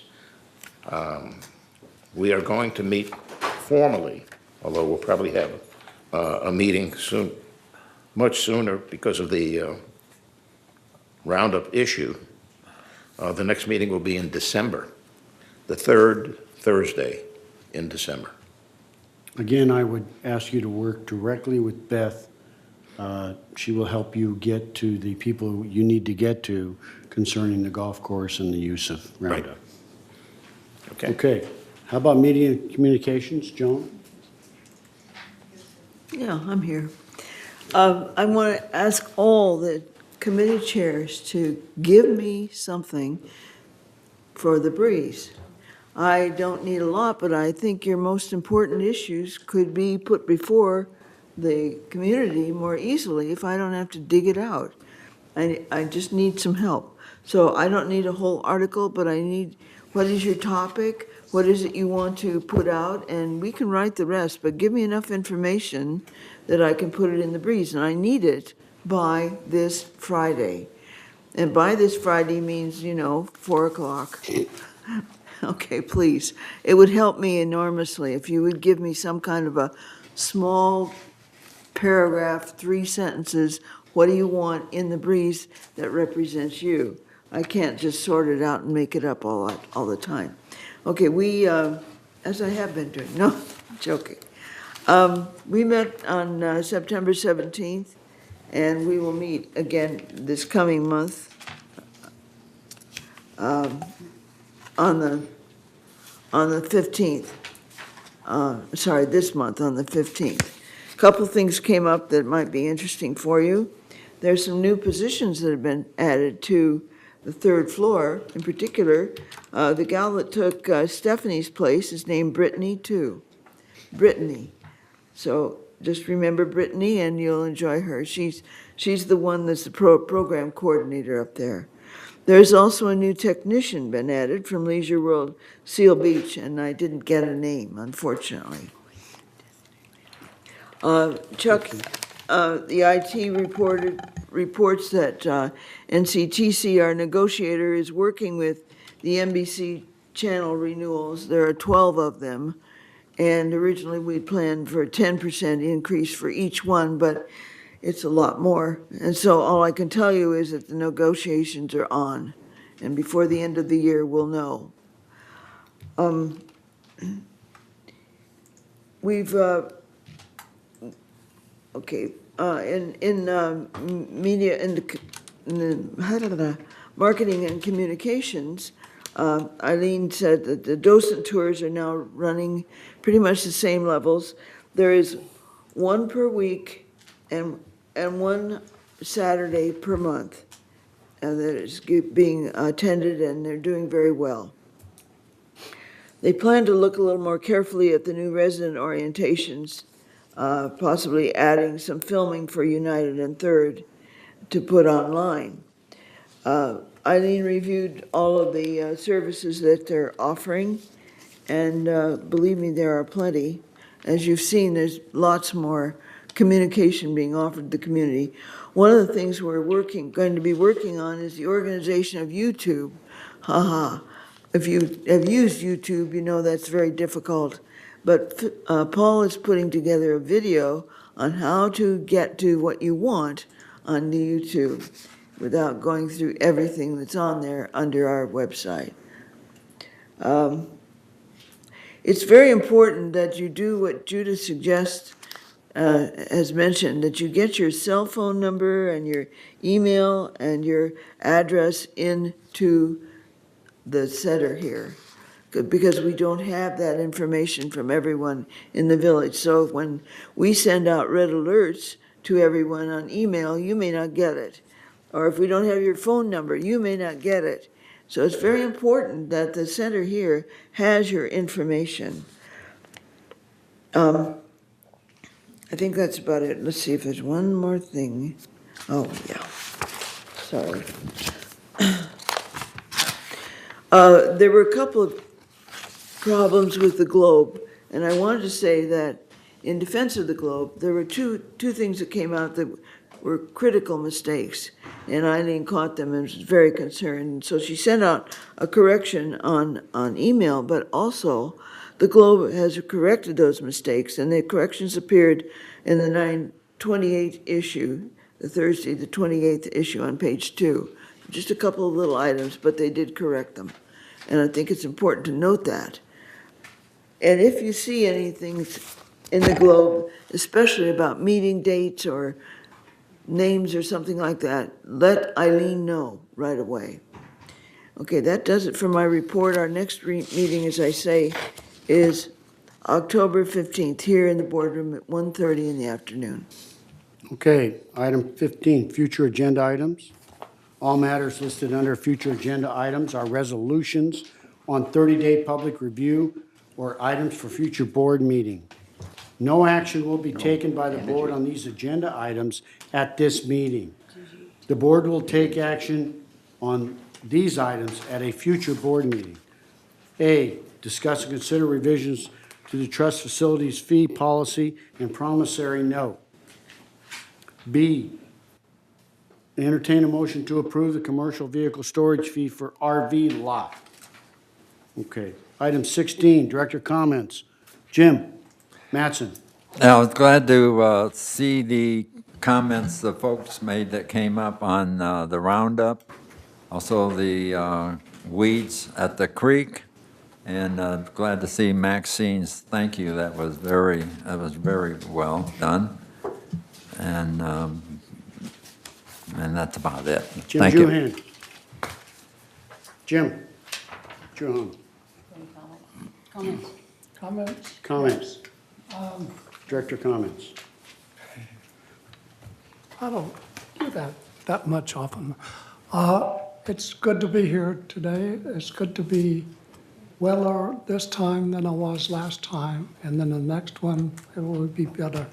And I appreciate your Thank you. having me here, and may God bless all of you. Thank you, Jim. Judith? I think Jim was going to talk about voter registration. I put some blank registration cards back there on the napkin machine. So did you still want to talk about this? You want me to go on? Anyway, if you're new to the village and you haven't had a chance to change your voter registration address, do so, or, you know, for a number of reasons, you're not sure if you're registered to vote, go ahead and fill one out anyway, and you can get them at the City Hall, and they come in 9 languages, and they carry all 9 languages at the City Hall. And so that's that. My own, did you want to finish on that? Go ahead. Yes.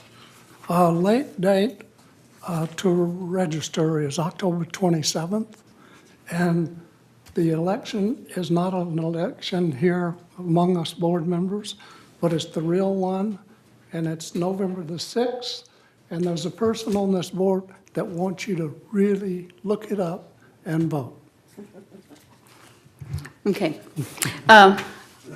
After that, okay. Another comment from the city, not just for everyone to vote on the 6th, but at the city council meeting a week ago Wednesday, they voted to give a wireless use permit to Verizon.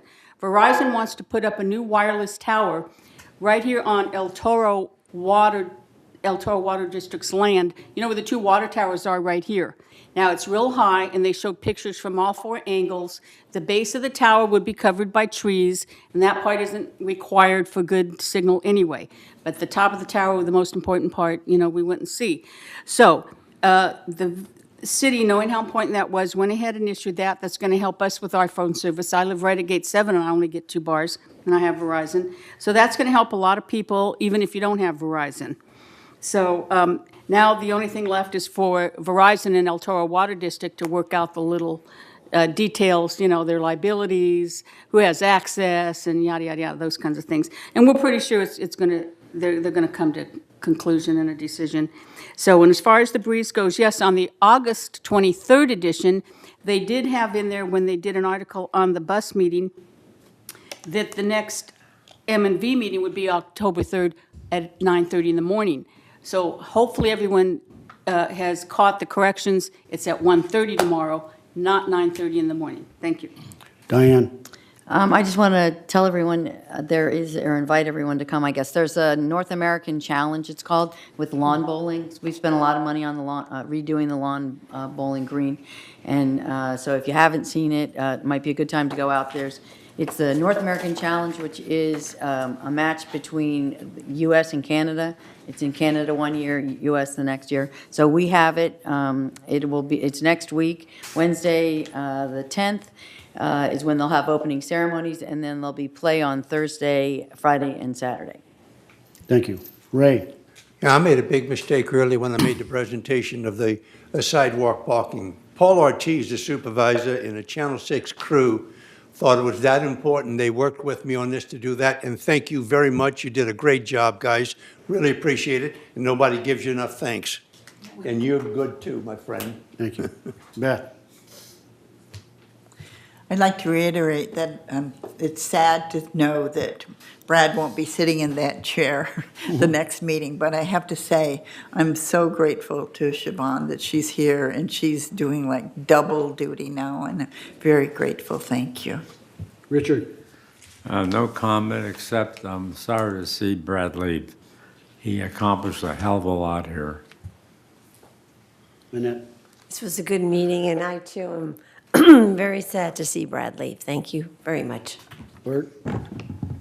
I think I better give the Energy Committee report. We, that's what I dropped by.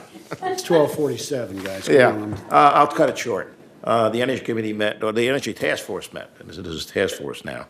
And Ernesto went through the list of the list of accomplishments that have been made in this community since VMS was established.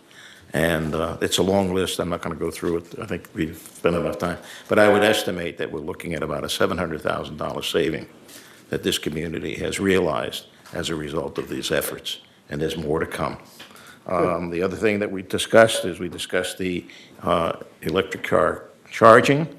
We learned that the state, believe it or not, has allowed for a $29 million grant for high-voltage DC auto charging, and we're looking into whether or not we would qualify for a piece of that. Any community, it seemed to indicate, would get allowance of up to $75,000 toward putting in EV charging. But it has to go onto, not enclosed land, it has to go onto public land. So when we do have a few spots within our community where we could put EV charging that complies with those rules. Also, the consultant that we have signed on will be presenting at the next board meeting, which is November the 7th. And we have asked them to look at the issue of microgrids, which possibly would save us significant money and would also enable us to disconnect from the grid. We just had a recent experience where this building, okay, lost power. And, you know, the infrastructure is old, and we're going to have a lot more of that as the time goes on. The cabling that was buried here 50 years ago was not put into a conduit. Trees are affecting them. I mean, we're expecting a lot of problems, and we think that we can do better if we possibly look into the microgrids, which, by the way, the state and the governor just recently signed a bill which instructs the Public Utility Commission to establish a tariff for microgrids, which is really significant, which says essentially that the power company, if they're recognizing microgrids enable us to go off the grid, they become the backup. Rather than us having a backup generator, we're generating our own power and using the power company for backup purposes. The other thing that we have discussed is that there will be, for the committee or for the task force, we're trying to arrange a meeting at the UCI, the research or the Fuel Cell Research Center, who have recently installed a microgrid, and they use fuel cells, and we hope to find out what they had gone through experience-wise. And that was the meeting. Yeah, I'm going to blame Judith. She made me go out of order. So That's my fault. I take responsibility. But I want to add something to energy. When we were working on Clubhouse 2, because back in the day, they didn't even mark where the utilities were, and they weren't properly installed, and we hit that electrical. We were without power at Clubhouse 2. It cost us $16,000 to rent generators just to do minor work until they can get that repaired. So we need that power grid. Joan. Thanks for a great meeting, and don't forget to give me your information. You can put it in my box, please, and your phone number. I would appreciate it. Thank you. And Tom? Thank you to all your hard work. You win as a team, you lose as a team. Thank you. Meeting adjourned? Meeting recessed. Oh, recess. Thank you. Got to say something.